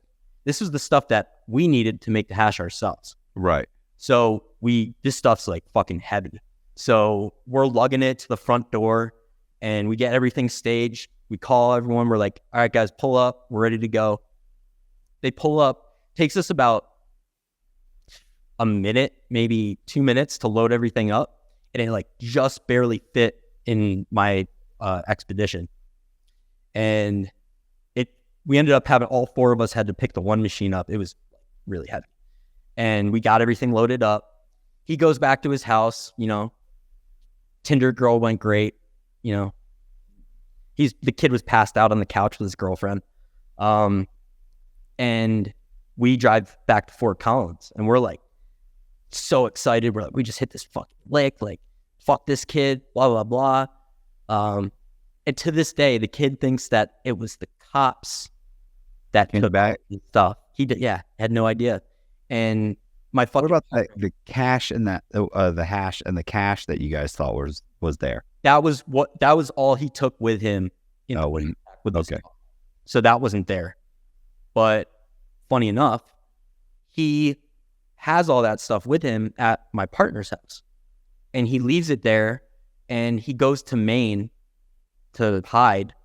And he's like, yeah, just like to my partner, like sell the hash when you're done, send me the money, whatever. So my partner calls me up. He's like, hey, bro, like, homie, like left all this hash in my freezer. And he was like, let's fucking just keep it and split it. Great friend. And I'm like, all right, yeah, let's do it. So we, no, I forgot about this. In between the kid going to Maine and him deciding to take the kid's hash, he gets raided. Completely unrelated. Like his neighbors called it in. Your buddy? My partner. Oh, okay. It's raided. And the cops they cut all his plants down. I think he had a bunch of fresh frozen weed that needed to be made into hash. They took that, but somehow they didn't open up his freezer and find the pounds of hash that belonged to the other kid. So that's what made him decide to take it, because he's like, bro, I just got hit. Like, right. Fucked. I need money for a lawyer, blah, blah, blah. So he's like, we're going to take his hash, and like, I need it more than he does. So he comes back up to Fort Collins with the hash, and it's a lot. I think we ended up getting like 20 something grand for it. And I got my cut and he took his, got his lawyer, whatever. And yeah, so it ended up working out, but it was so different than how we thought it was going to go. Right. But yeah, so then we don't have a hash guy, you know? Which I ended up filling that role because, I mean, now you have the equipment.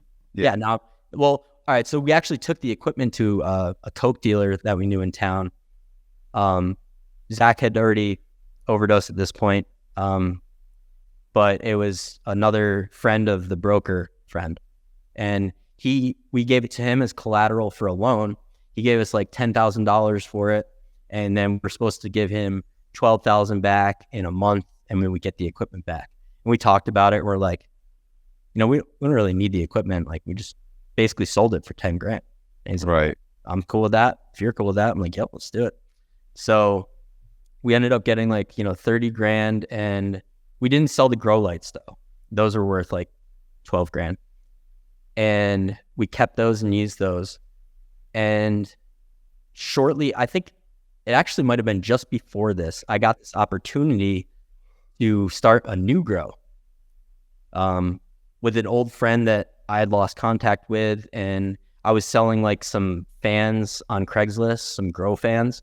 And he comes over and it's him. He lost all his weight. I didn't recognize him. I was like, yo, what's up? Like, I haven't seen you in years. I used to sell him Coke and shit. And he tells me about this place that he's got an opportunity to start a grow, but he can't afford to build it and equip it.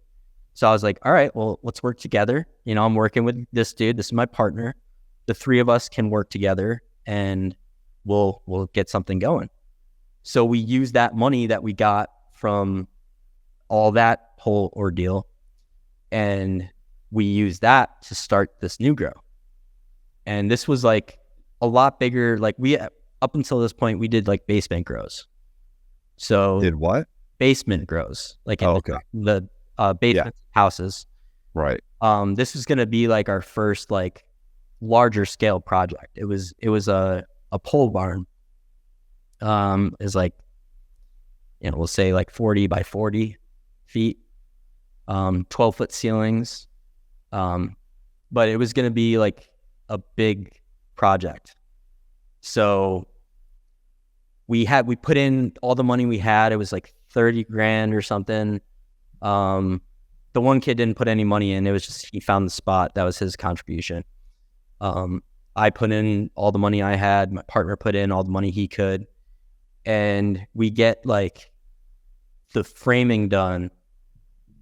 And then we like kind of hit a wall, and we're like, fuck, like we're going to have to either wait like 3 months for another harvest, or we're going to have to find someone else to give us money to invest. And I was like, all right, I can get us the money, but you guys aren't going to like how. And they're like, how? And I was like, I could start selling Coke again. And they were like pretty against it, but they were like, all right, if this is what it takes to make this happen, just do it. So I start selling Coke again. I'm stepping on it like crazy this time because I'm just trying to fucking make money. Right. And I'm working on the grow. Like, I'm doing most of the work, the construction and stuff, but I'm also selling blow. And I end up getting enough money together to finish it. And it took about a little under a year. And we had this beautiful, huge grow. And it was 2 10-light rooms. So to put that in perspective, our basement grow in my house was 8 lights. So this is more than twice the size. Higher ceilings. It was all automated. I could control all the equipment from my phone, from my house. It was sick. And the first harvest was like, it was kind of a pain in the ass getting everyone to do their part. I was there 12 hours minimum a day, but like it was like pulling teeth to get my partners to do fucking anything. So after the first one, the dude that found the spot, he's like, look, bro, this is too much for me. It's putting strain on my relationship. I just don't think I can do it. And I was like, okay, then you're out. And he's like, well, like I was thinking like I could get like some of the, like a cut of the money, like going for, I was like, no, dude, like you didn't put any money in. You barely did any fucking work. Like, no. So he's out. So Right. now I go from a 33% partner to, I took his 33%. And so now I'm the majority owner. Bless you. Excuse me. Sorry. You're good. Bless you. And so now I'm a 67% owner, and my other partner's 33%. And he's also 30% at my house. And he doesn't even have his own grow at this point because he got raided. Right. And He's just partners in your 2 grows. yeah, and he's supposed to be doing like a lot of, well, especially since he doesn't have his grows anymore, because he was doing his grows and my grows. But I mean, I'm working, 15 hours a day, some days, 7 days a week, no days off, managing both of these grows. And this kid's like coming up 2-3 hours at a time, 2 or 3 times a week. And I'm just like, dude, this isn't going to work. Like, you need to start pulling your fucking weight around here, or else you're going to end up like the other guy. I was like, you know how they say don't go into business with your friends? Yeah. That's the truest shit ever, because at the end of it, you're not going to be friends. Right. These are like really great friends of mine. And I felt wronged by them because I felt taken advantage of, and I didn't feel like they deserved what they were getting. And I was a dick about it. I really could have handled it a lot better, but I didn't think I was in the wrong. I still don't think I was in the wrong. It just sucked that they didn't pull their weight, and it ended up how it ended up. So there was like a week or 2 weeks where he barely came up, and I'm telling my other friend who's a grower about this, and he's like, bro, you need to cut that kid off. He's fucking dead weight. Like, he's seeing all the work I'm doing, and he's actually helping me. He was a really good friend too. And he's like, bro, fuck him. And I was like, you're right, fuck him. So I changed the fucking locks on him, didn't tell him anything, let him come up. And I see him on the camera, like trying to get in. He's getting all looking around. He calls me, he's like, hey, bro, I'm trying to get into the grow. Like, what's up? And I'm like, yeah, bro, you're done. I was like, this just isn't working out. I'll pay you out. I told him I'd pay him like $70,000 and pay him anything. But I was like, yeah, you'll get your cut, and just don't even worry about it. You can go back to sitting on your ass doing whatever the fuck you do all day in Denver. He's like, right, fuck you, whatever, blah, blah, blah. But he knew, like, deep down that I was right, and he wasn't pulling his weight. So he didn't have much to say about it. So now I'm the proud owner of both of these grows, and it's a lot of work. And I have like people help me here and there.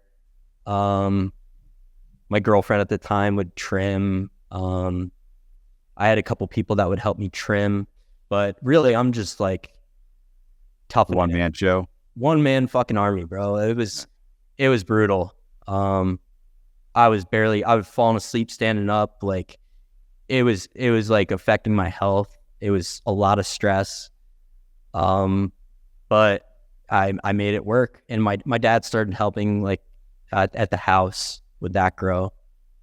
And eventually I'm like, I was giving, because I was doing so much grow work, I was giving it to someone else to make the hash, and taking the 25% hit because there's too much work. And eventually I'm just me, I'm like, you know what? I'm going to start making the hash, and I'm going to get 100% of the profit. Not thinking like it's going to be way too much fucking work. Right. So I built this walk-in cooler in my garage. It was sick. I did the tile work. It was great. And it held like 32 degrees, which is like, you want it to be really cold when you're making bubble hash. It, just produces better quality hash. So I'm a single source operation now. I'm making like, 10, 15 grand a month out of my basement, like 20, 30 out of the other place. I'm doing really well for myself. And I'm buying toys, like, we'll get into the gun thing, that's for another time, but I'm buying guns, I'm buying 3D printers, I'm buying tools. I was wearing this kid's designer clothes, so I didn't need clothes. I was good in that department. I wore his clothes for like 2 years until I went to jail. But yeah, I wasn't like spending money crazy. I was reinvesting it into the grows. The grows were just incredible. So I'm just like killing it. I started making the rosin, it's called. I'm running both of my grows. Everything's great. You know, I'm stockpiling guns. And yeah, I mean, I'm making a bunch of money. But I really didn't want to talk about this, but it's like, I have to, because the ending won't make sense without it. I'm dating this chick, and she's an alcoholic, meth head. She started smoking meth like after I met her, and she was just like crazy, bro, like absolutely batshit crazy. I've dated that chick. Yeah, it's horrible. Yeah, and there was times where she thought people were talking to her through her cat's water bowl. Oh my God. And She should definitely be on that. yeah, That's and the right drug for that. she's calling me, telling me that I bugged her computer, and I'm like, you can't even do that to a MacBook. Like you're being paranoid. Like, go to sleep. You know, you've been up for 7 days. Like, it's time to go to bed. Okay. And she's just like, she would just go on these fucking benders and just be impossible. And like, keep in mind, like, she's not working. She'd like drive Uber sometimes. And I'm, you know, paying her rent, buying her shit, you know, just buying us food all the time and taking care of her. Like, when she's like, I thought she was overdosing one time. She turned blue, or her lips turned blue. And I was like, I got to get her to the fucking hot. She's like unresponsive. Like, it was really scary. So I took her to the hospital, made sure she was okay. She ended up being okay. Like, she was fucked up, but she ended up being okay. And then she gets mad at me because her dad's health insurance wouldn't pay for it. So now she owes the hospital $2,500. Now I'm the bad guy. You know, Right. I'm like, you're out of your mind. But anyway, so she's just impossible. And one day, she was fucked up. I just got done working, and she wanted me to bring her like jewel pods or something. And I was like, I can barely stay awake right now. I need to go home and go to sleep. And that was that. Didn't think. She was like, oh, fuck you, whatever. I was like, all right, go to sleep. And It's a good relationship. it was really healthy. And so I didn't think anything of it. I go to bed. I wake up the next day.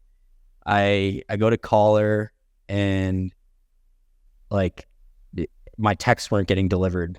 And I tried to like text her, and like, my texts aren't getting delivered. And I'm like kind of scared because she was so fucked up. When I talked to her last, I was like, wonder if she's okay. And it's like 8 p.m. and my texts still aren't getting delivered. And I'm like getting ready to like drive over to her apartment. Like, she stayed with me like a lot of times, but like, she was having a little mood and like was at her apartment smoking meth and drinking. And I'm like getting really nervous. And so I like messaged her on Instagram, and I'm like, hey, like, are you there? And it like delivers, and then it's like seen. And I was like, oh, you fucking bitch. You blocked my number. So I'm like fucking pissed. And I'm like blowing. I'm like, why the fuck did you block my number? Like, blah, blah, blah. She's just like reading all these messages and not saying anything. And I'm just like livid at this point. I'm like, you are not fucking disrespecting me after all this shit. No, this isn't happening. So like, I like blow up her phone, and like, I'm like, you fucking ungrateful bitch, you know, like, fuck you, whatever. She fucking calls the cops and like shows them the text, and is like, she tells them that I showed up to her house and I was knocking, and I'm like, what? Like, that didn't happen. Like, Right. I was like, that didn't happen. But so like, the cops are like, okay, we'll go handle this, and they like show up to my house, and I'm like, I have my fucking grow there. I have like the cold room in the garage. Like, I can't have the cops showing up to my fucking house. I'm like, what the fuck what are you thinking? Like, you realize like you're going to get me and my dad arrested because you decided to block my number and like start an argument out of nothing. So I'm fucking pissed. And the cops came to my house when I wasn't there. Oh, shit. Hey, what's up, Daniel?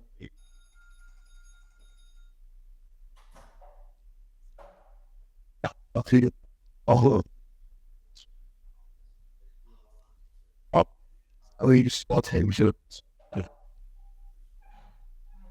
What's up, man? You guys doing another pre-video? Yes. Okay, cool. Just the second one. It's fine. There we got a pre-video. But we're getting to that. Well, I'll wrap it up. So I go to jail for that, for harassment or whatever. Right. And I'm telling my dad on the jail phone how to take care of the grow, because I'm like, I'm not losing a fucking crop because of this stupid bitch. You know what I mean? Right. And so I'm telling I didn't say anything like, about plant count, about much, but I said enough. And I didn't know this until I read my discovery. She had told the cops like, oh, you guys have no idea how much illegal shit he's doing. Blah, blah, right. He's doing this, he's doing that. So everything together, they end up, looking at the power bill, doing a drive-by. It smelled like weed. Between like all that, they had enough for a search warrant, and they searched my house while I was in jail. My dad was there. We had just harvested, so we had I think it was like 187 pounds or something of flour, and then like 12 point something pounds of hash, which is marijuana concentrate. Luckily, didn't have any guns in the house. Didn't have. That was pretty much it. That was enough, though. It was enough, and I think we only had like 6 plants, so we didn't even get in trouble for like growing, but it was we got possession with intent to distribute marijuana, a DF1, which is the highest level of drug felony here, and they charged my dad and I. Our landlord didn't. We were there for 5 years. We're never late on rent. We're great tenants. She throws our stuff out while my dad and I are in jail. I lose my 2 dogs, which I love dearly. Threw out all of our belongings, and then starts remodeling the house, saying, we damaged this and we damaged that, but it was like a new toilet and like a $400 doorbell and like brand new hardwood floors, brand new carpet, painted the whole. She just remodeled the entire fucking house. $175,000. That's what my restitution's for. Because she said you had ruined the house. She said we ruined the house, but she was just taking advantage of the fact that whatever she told the courts, they were going to go with. They were just going to cut her a check. Yeah. So she said it was $175 in renovations. I saw the receipts. She got a $400 doorbell. She got $20 fucking cabinet handles. Like, it was ridiculous, bro. And then on top of that, she tries to say that the house was devalued by $110,000. It was like a $400-something thousand house. She's trying to say it was only worth $350 now. And I said, I told my lawyer, I was like, how is she going to say that she had to do $175,000 in renovations and the house is devalued $110,000? Right. That doesn't make sense, right? No. So he's like, yeah, that's fucked up. So instead of having to pay the $280 that she wanted us to pay, Oh, and she upped the rent from $2,000 to $2,400 a month, and said that we owed her 4 months of back rent because she couldn't rent the house out because it's getting renovated. Right. The judge was like, "Look, lady, you're gonna have to pick either like the renovations or the house being devalued." So she picked the renovations, and we had to pay back the $175,000. And my dad got. I say we go get some mortgages on our house. Dude, I had. And I was like, I couldn't pull it. There's no way I could pull it off. I thought, trust me. I got you. It looks like a good place for Gary. We take care of it. I got you. It's fine. Thank you.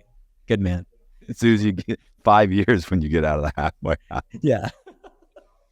Yeah, I just literally had that exact same thought after I watched your story. I was like, I know some people that need some new mortgages.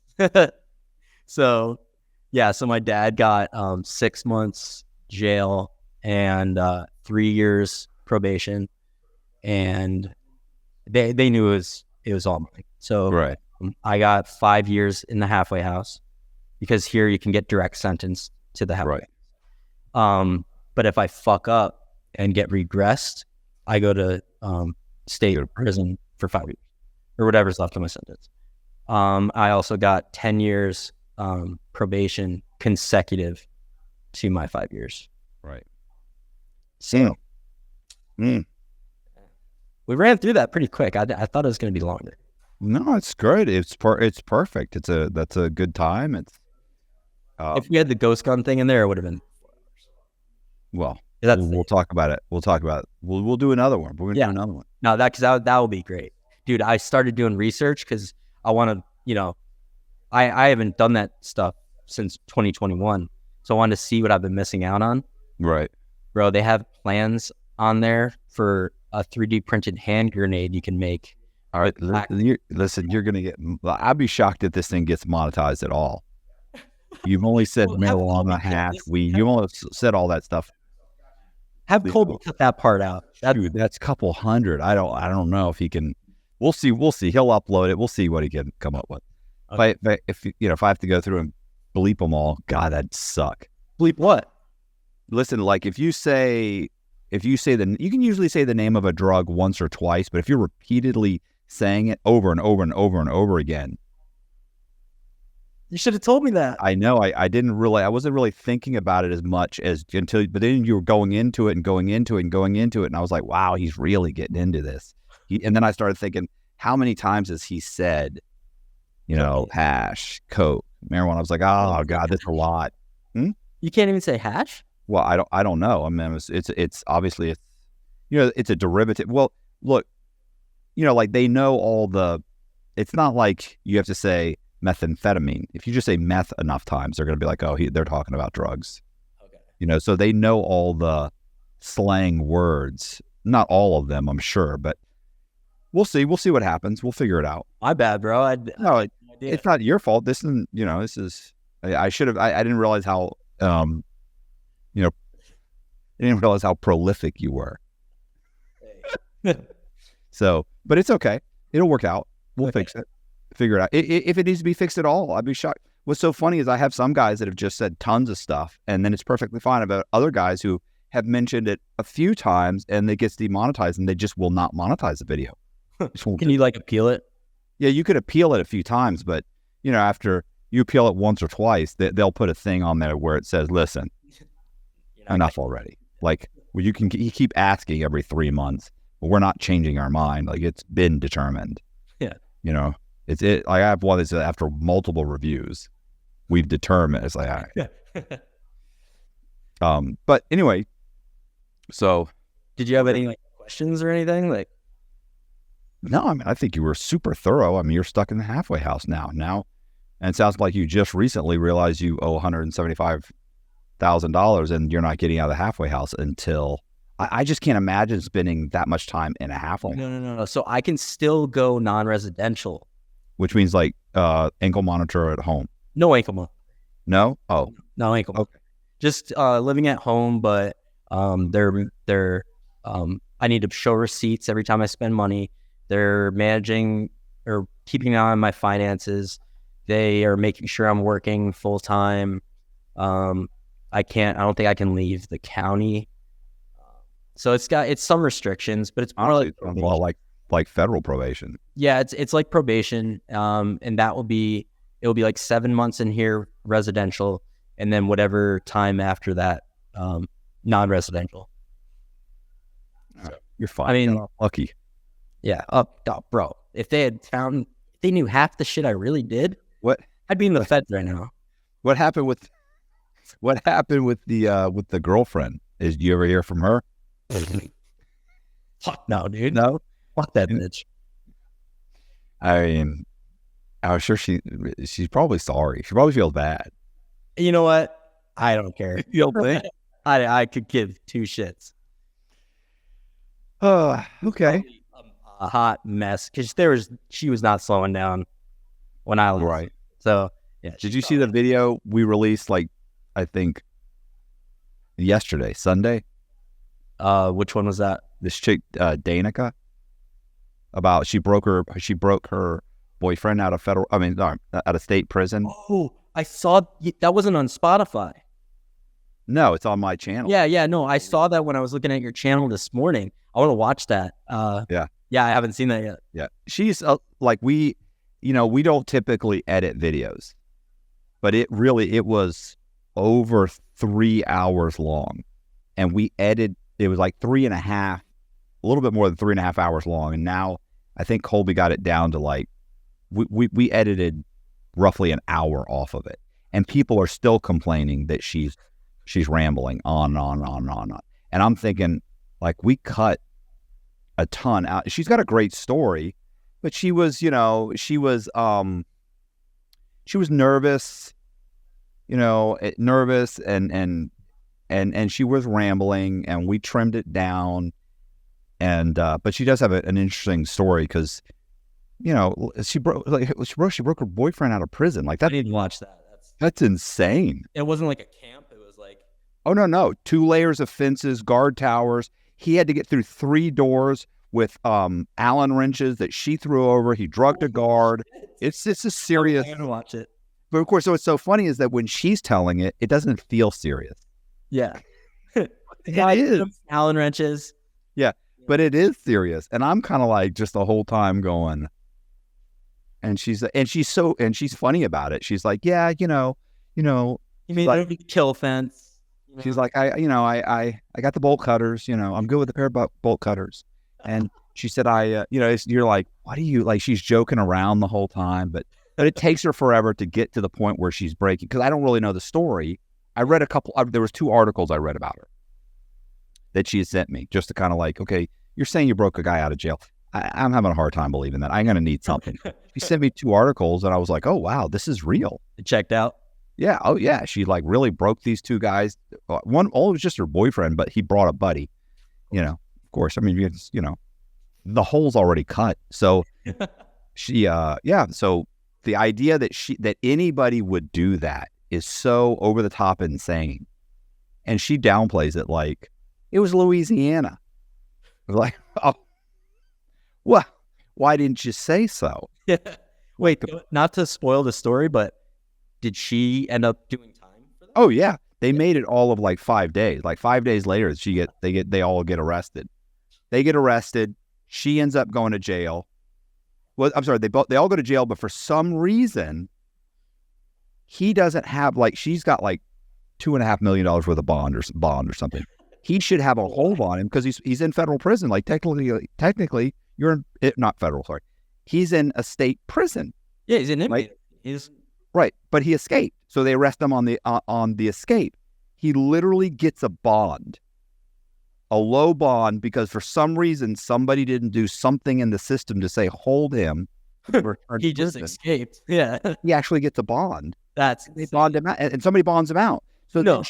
Then she's calling around, and she actually is in jail, waiting to be sentenced, and she's talking to him on the phone she's like, this is like, I'm in jail right now and you're out there. Like, this is ridiculous. So, but they catch him again. This guy, he's escaped, I don't know what she said, 5 or 6 times. She's like, he's constantly getting in and out of jail. I guess his whole life is like, I get out, I fuck up, I go back, I escape. He's great at escaping prison. He's not great at life. Yeah. It doesn't sound like it. You go to jail and you realize that there's lots of guys in there that like they know how to do time. Like they can keep themselves comfortable. They have the hookup on everything. They very quickly acclimate to the situation easily, and they're living as good as you can live in prison. But you realize like you got out and robbed the bank at the halfway house, right? Then you went to prison for 4 years on that, right? Got back out, right? Then 2 years into your probation, you got picked up for, selling whatever, right? Went back for 6 years, yeah. Then you got out, and within a year, you were caught for making, counterfeit money or, for counterfeiting money. And they're like, right. You got 4 years for that, yes. Then you they've been in and out of custody their entire life, never got off probation. Yeah, unsupervisable. Yeah, never successfully completed a supervision of any kind since they were like 15. You're like, and yet you got here like 6 months ago. You're getting paid for 2 jobs that you're not working. People are coming to visit you. Every visitation, you have someone coming. You've got a ton of food in your locker. Your clothes are pressed. Somebody makes your bed. You've got a guy cleaning your room. You're on a softball team, a baseball team. Like you're like living the best you can live in here, but you can't stay out of prison. No, yep. I know. They got it figured out inside, but once they get out, it's just right. They're like, I know, man. I know it's crazy. They're okay with it. Hey, more power to them. Yeah, that's just not me. No, I got to be done with this. I mean, you made the best of your situation. I'm trying to make the best of my situation. I'm definitely trying. I mean, while you were in there, you made the best of it. Yeah, I made the best of it because I'm not still in there. Trimmed off 12 years. That's the way you do it. Yeah, that's the way to do it. The way to do it is not to do it. Yeah, not everyone has Frank Amadeo at their disposal. Somebody else can do that time. Yeah. That's too much time for me. We need to spread this around. You can, Tommy, 5, Jimmy, you can do 2, Billy. Sorry, I'm not doing it. No, nobody's putting money on my books. No. So, yeah, Frank Amadeo. I'd love to get him on the podcast. He would be amazing if he would. I don't know. He's not going to do it. How much longer is he going to be in for? Huh? How much longer is he going to be in for? Is he out? He's not. He's out. He got himself out on the First Step Act. He got himself out. Then after about a year and a half, they threw him back in prison. They violated him for 6 months. He got himself back out again. And why haven't you got him on the show? Because he's just not going to do it. And right now he's basically terrified because they threw him back in jail. Like they literally, the government just lied to get him thrown back in. They were trying to get him thrown back in custody. And he eventually went back in front of the judge and was like, where's the proof of this? Where's the proof of that? Where's the proof? And the judge was like, where's the proof of any of this stuff you guys are saying he did? And when they came up with, well, it was an anonymous call. Okay. And we can't prove that he left the jurisdiction, but we just got a call that well, where's the proof? He was wearing an ankle monitor. Where's the well, his probation officer said, and the probation officer doesn't show up. Like it was just a clusterfuck. You realize they were just desperate to try and get him thrown back into jail. Oh, I'm sure. And now, but he's back out again. But now everybody I've talked to is like, oh, he's terrified. Like now he doesn't do it. He doesn't, barely afraid to go to work and back. Like, so no interviews whatsoever. So I don't see him doing an interview. Plus, being in prison and telling your story, and you're unencumbered by judgment. Yeah. And he had 10 or so more years to go, 10 or 12 more years to go when I wrote his story. So, he's thinking like he's surrounded by people that think all the things that he did were cool. Right. And so then I write the story. He loved the story. And if you read the story, like I was brutal about just everything, from his mental condition, to everything across the board, how he behaves, everything. And he loved it. I mean, just the subtitle. I mean, I'm surprised. It's insane. Yeah. Oh yeah. And think about it. Imagine someone saying that about you. And you're just like, yeah. And he's like, nice. Yeah. I like it. I love it. And then, it was everything's true. Yeah. Well, so then I get out of prison. I tell him, and he's still in prison. I'm communicating with him. I'm like, I'm going to blow this thing into a whole book. I want to start interviewing people. I want to interview this guy. And he starts helping me arrange all those interviews from inside prison. Like he's calling these guys, he'll be interviewed. And I'm starting to set up the interviews. I interviewed one guy that he set up the interview with. And we were going to do a second interview, a more in-depth interview. And he suddenly, and then suddenly Frank realized he was going to get out of prison. So suddenly he realized the First Step Act actually was going to allow him, like it got passed and he realized, oh my gosh, this is going to work for me. I'm actually going to get let out. And suddenly he called all these people and said, don't be interviewed. And I'm like, wait a second. Like what I think happened was he started thinking to himself, I'm going to get out and I'm going to have an opportunity to kind of rebrand myself. I don't have to do 10 or 12 more years. So I have an opportunity to brand myself. Do I want Matt Cox to tell the story that he's telling? Like it's cool in here and it doesn't hurt me in here, but if I'm outside trying to get back into being raising capital or venture capitalist. Yeah. Advising bankrupt companies in bankruptcy, or he doesn't want to be the emperor. Right. If I want to be a venture capitalist, like I don't need this book floating around. Talking about poisoning villages. Right, exactly.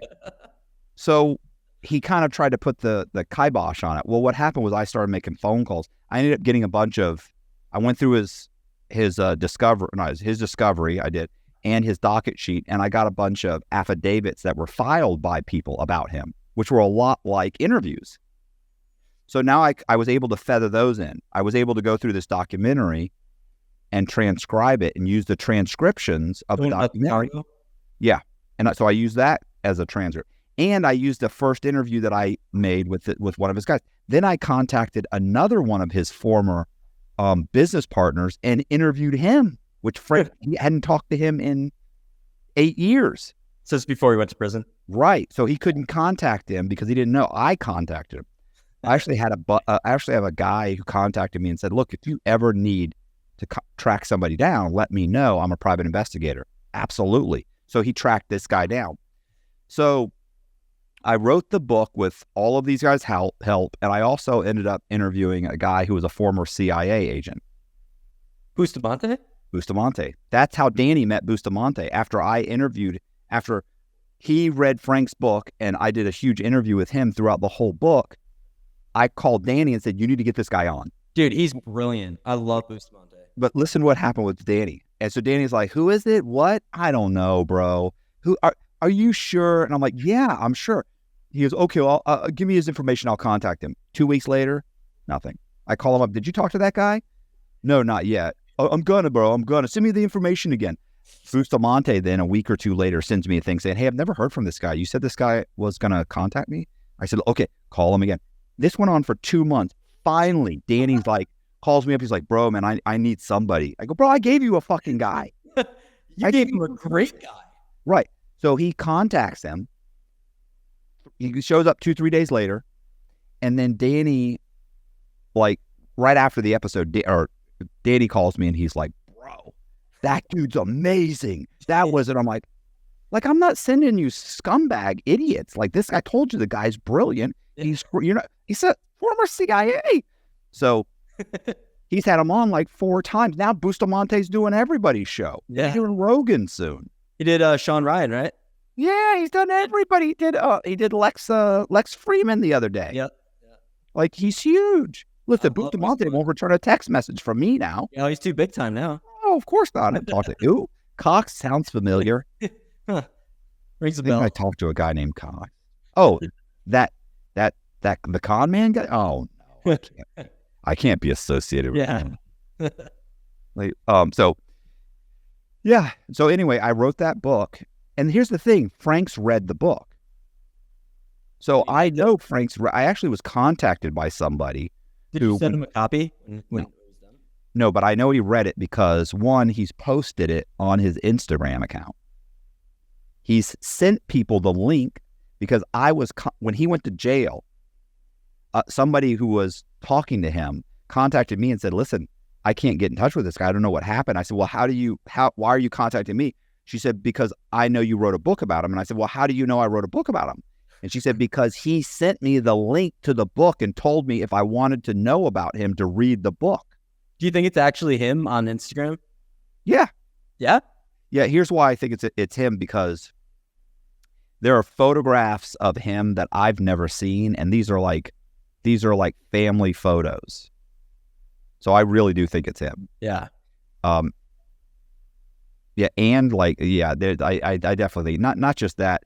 His lawyer contacted me one time through Instagram because she contacted me through Instagram. Yeah, it's him. I will listen. It sounds to me like they just called the maintenance crew. So I'm no, go. One they missed for count. It's never anything important, bro. It's ridiculous. But yeah. Listen, when I was in the halfway house, if you didn't have a job, you had to clean like 3 times a day. They make you work in the kitchen here. Yeah. It's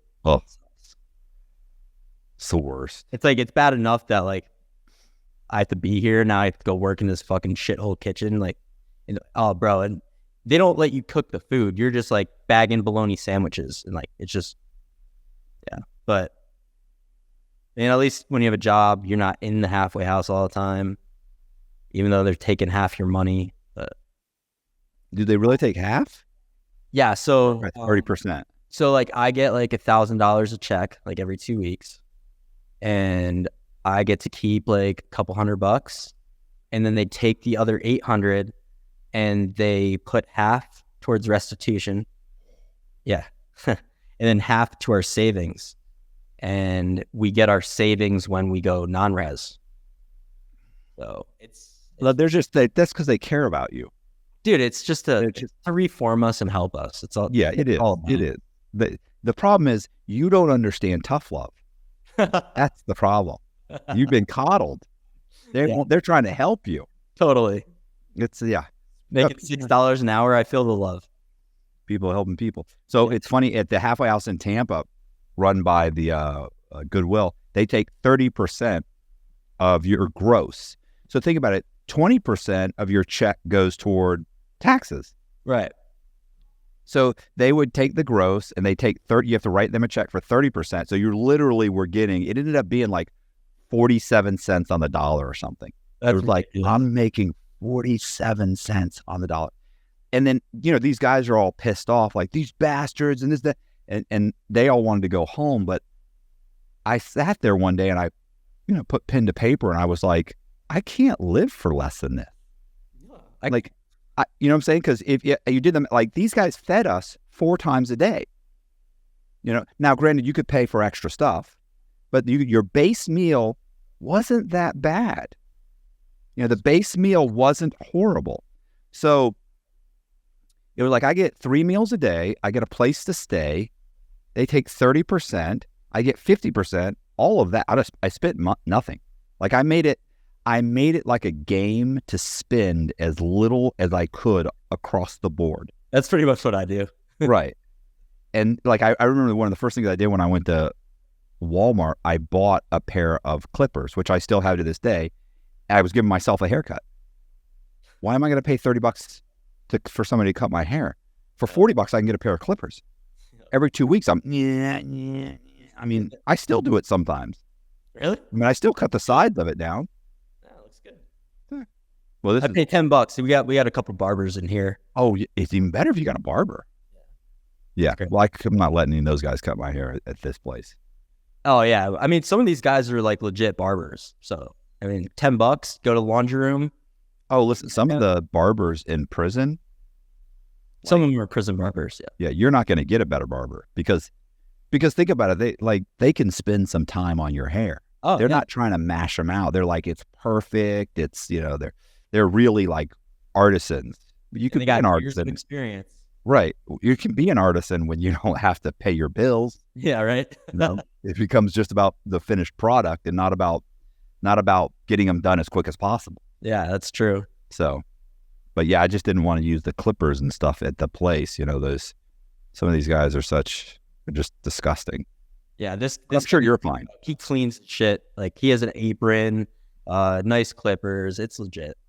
But as far as like living off of, like, you couldn't live off what you were getting, bro. Even if I was getting all $14.50 an hour that I make, Right. the cost of living here is so crazy. Like, Yeah. you can't get a 1-bedroom apartment for less than like $1,400. Oh yeah, that's how it is. And it's funny. My rent here is actually pretty reasonable. Like, but I had an apartment that was about $1,400 to $1,500 for a 1-bedroom apartment. Now, Like in downtown Tampa. no, this was in a suburb, but it was brand new. It was a brand new complex. Now, I could have gotten for $900 a month or $1,000. I probably could have got a 1-bedroom. Place would have been 20 or 30 years old. It probably wouldn't have been like, this place was a gated community. Everything was nice. It was super nice. Everything was brand new. Like, I was the first person to live there. Yeah, like 1,400 here. You're getting a 1-bedroom, and it's like A 50 shithole. years old. Yeah, no. Shit, dirty carpet. Like, yeah. No, like I live in this place is probably over to probably 2,200 square feet. I have a 4-bedroom, 3-bath house with a 2-car garage, built 3 years ago. And how much? Brand new. You're right. Yeah. How much is it? 2,600, 2,650 actually, 2,650. It's pretty expensive. No, that's not bad for For what it is. Yeah, no, for what it is, that's great. But I can't afford that making $14.50 an hour. Right. Well, yeah, I can't afford it either. Like we have a roommate. We have, you know. Oh, really? Yeah. Well, listen, I'd rent out all the rooms if I could. What does it come out to, like, with your roommate?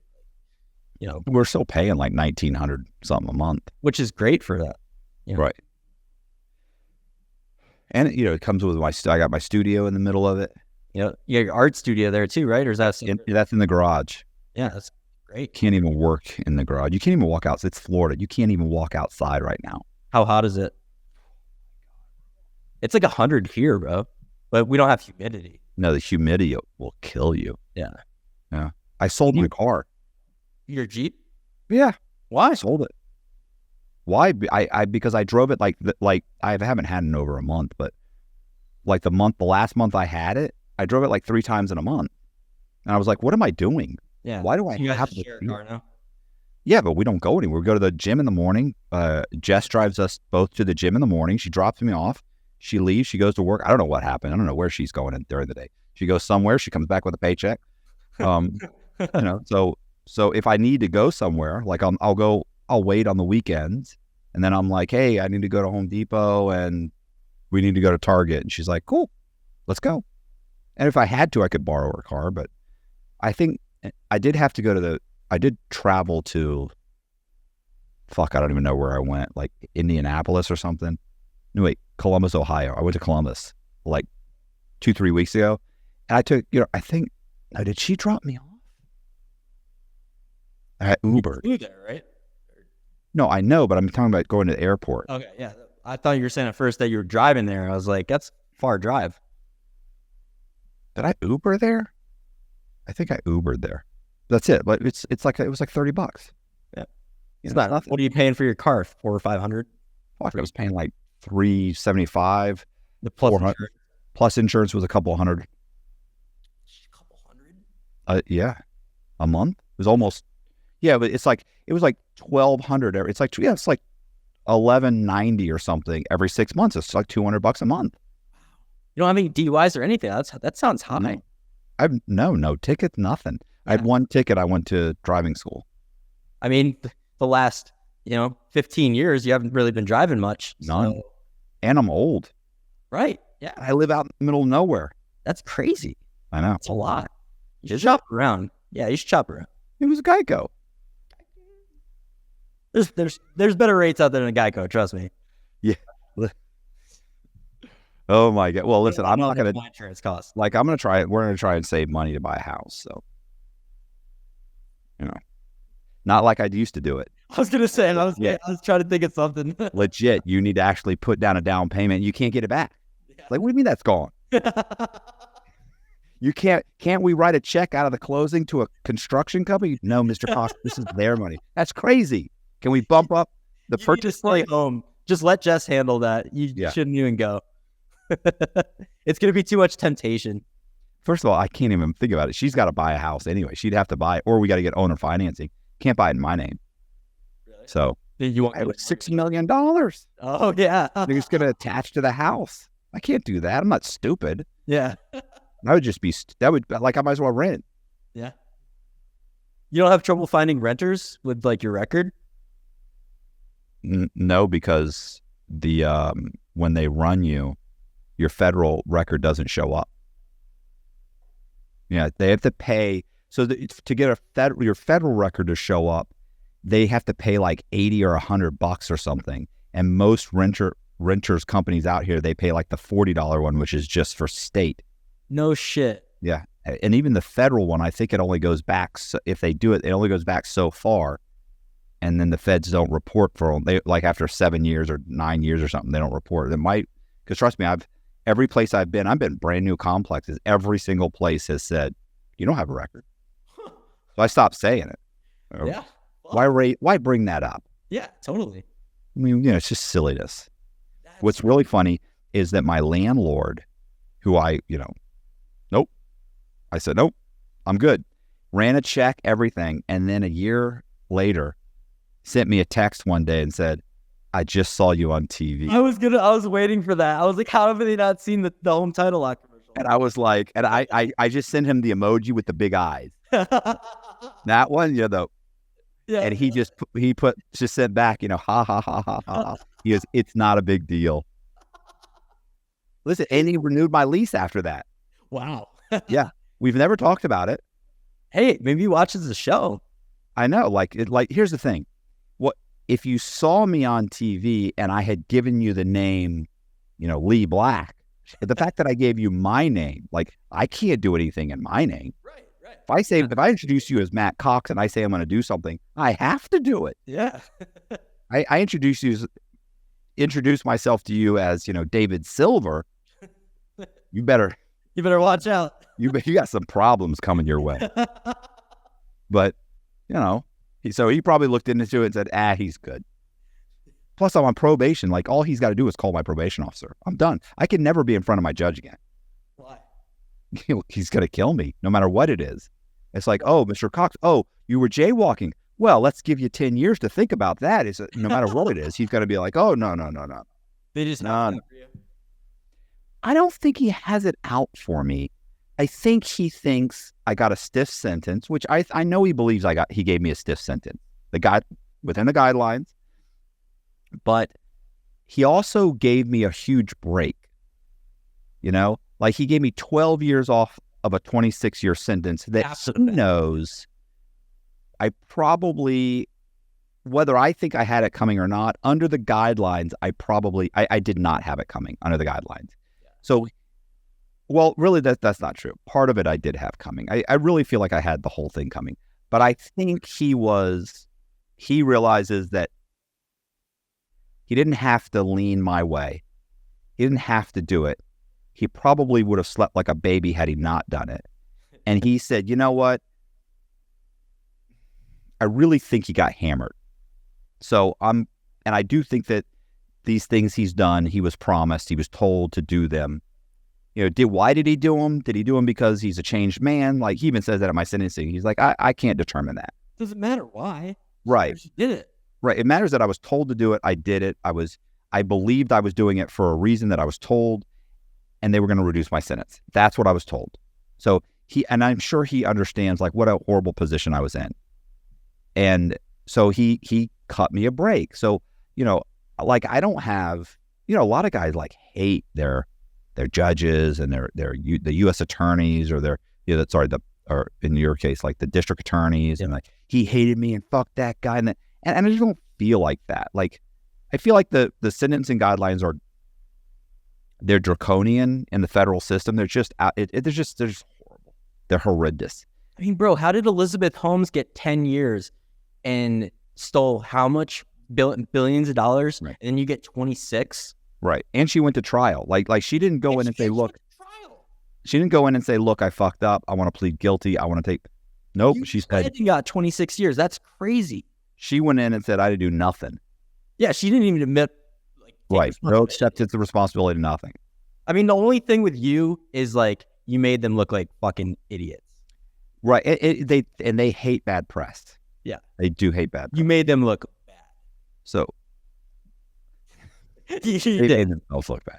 So I think, you know what's so funny is I have a buddy who does legal work for inmates. He actually knows several inmates in the same prison as Elizabeth Holmes. Really? Yeah. Is it Rossini? No, I don't want to say who it is. Okay. So, no, Rossini's in prison. He's not in a female prison. This is the guy on the outside who does legal work. Yeah. So, but, from my understanding is like she, like the first few months she was in, like she was having a bad time. They're like, like she doesn't want to take a shower. Like she's on the computer. Going in, bro. Oh, imagine like she never really did any time.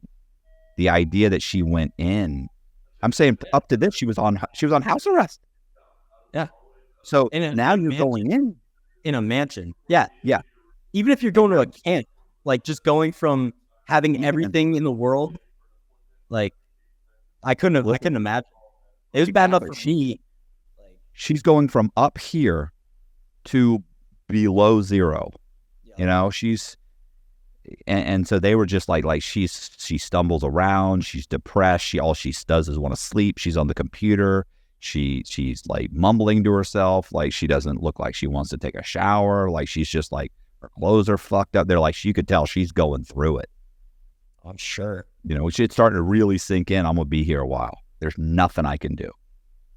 Have you heard updates? Like what she's doing now? I mean, she's already gotten a few years off her sentence. She won something and they knocked some time off her sentence. I don't even know why, but and she's going to get like these FSA credits that they have. They have this whole thing on the first step change. She's going to end up doing. She's still going to do 6 or 7 years. You think that long? Yeah. 6, 7, maybe. 10? It wasn't 10. I thought it was like 11 or 12. It wasn't 11 but she's got a couple years. So she's probably at 10 now.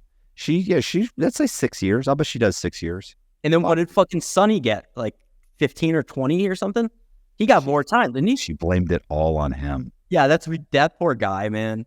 Like he just got fucked. A jury didn't like that mean Indian man taking advantage of that poor innocent white woman who happens to be a pathological liar. Yeah.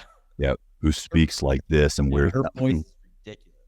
Yeah, she didn't sound like that, by the way. Everybody in prison like they totally dropped that. Like that's out the window. Like my little con man. I'm a reincarnation of Steve Jobs bullshit. Yeah, that's over. Good. I don't know what she was going for. No black turtlenecks in prison. No. Hey, I appreciate you guys watching. Do me a favor, if you like the video, hit the subscribe button, hit the bell so you get notified of videos just like this. Also, leave me a comment in the comment section. If you like the video, please share the video because it does help. If you are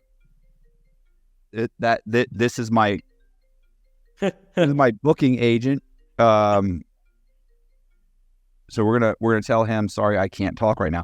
So, but I really appreciate you guys watching, and leave me a comment. And if you'd like to support the channel, you can support it for $10 a month on Patreon. The link is in the description. If you want to be on the channel, my email address is in the description. We also have a form, so please fill out the form. I would love to talk to you about your true crime story. Really appreciate you guys watching. Thank you very much. See ya.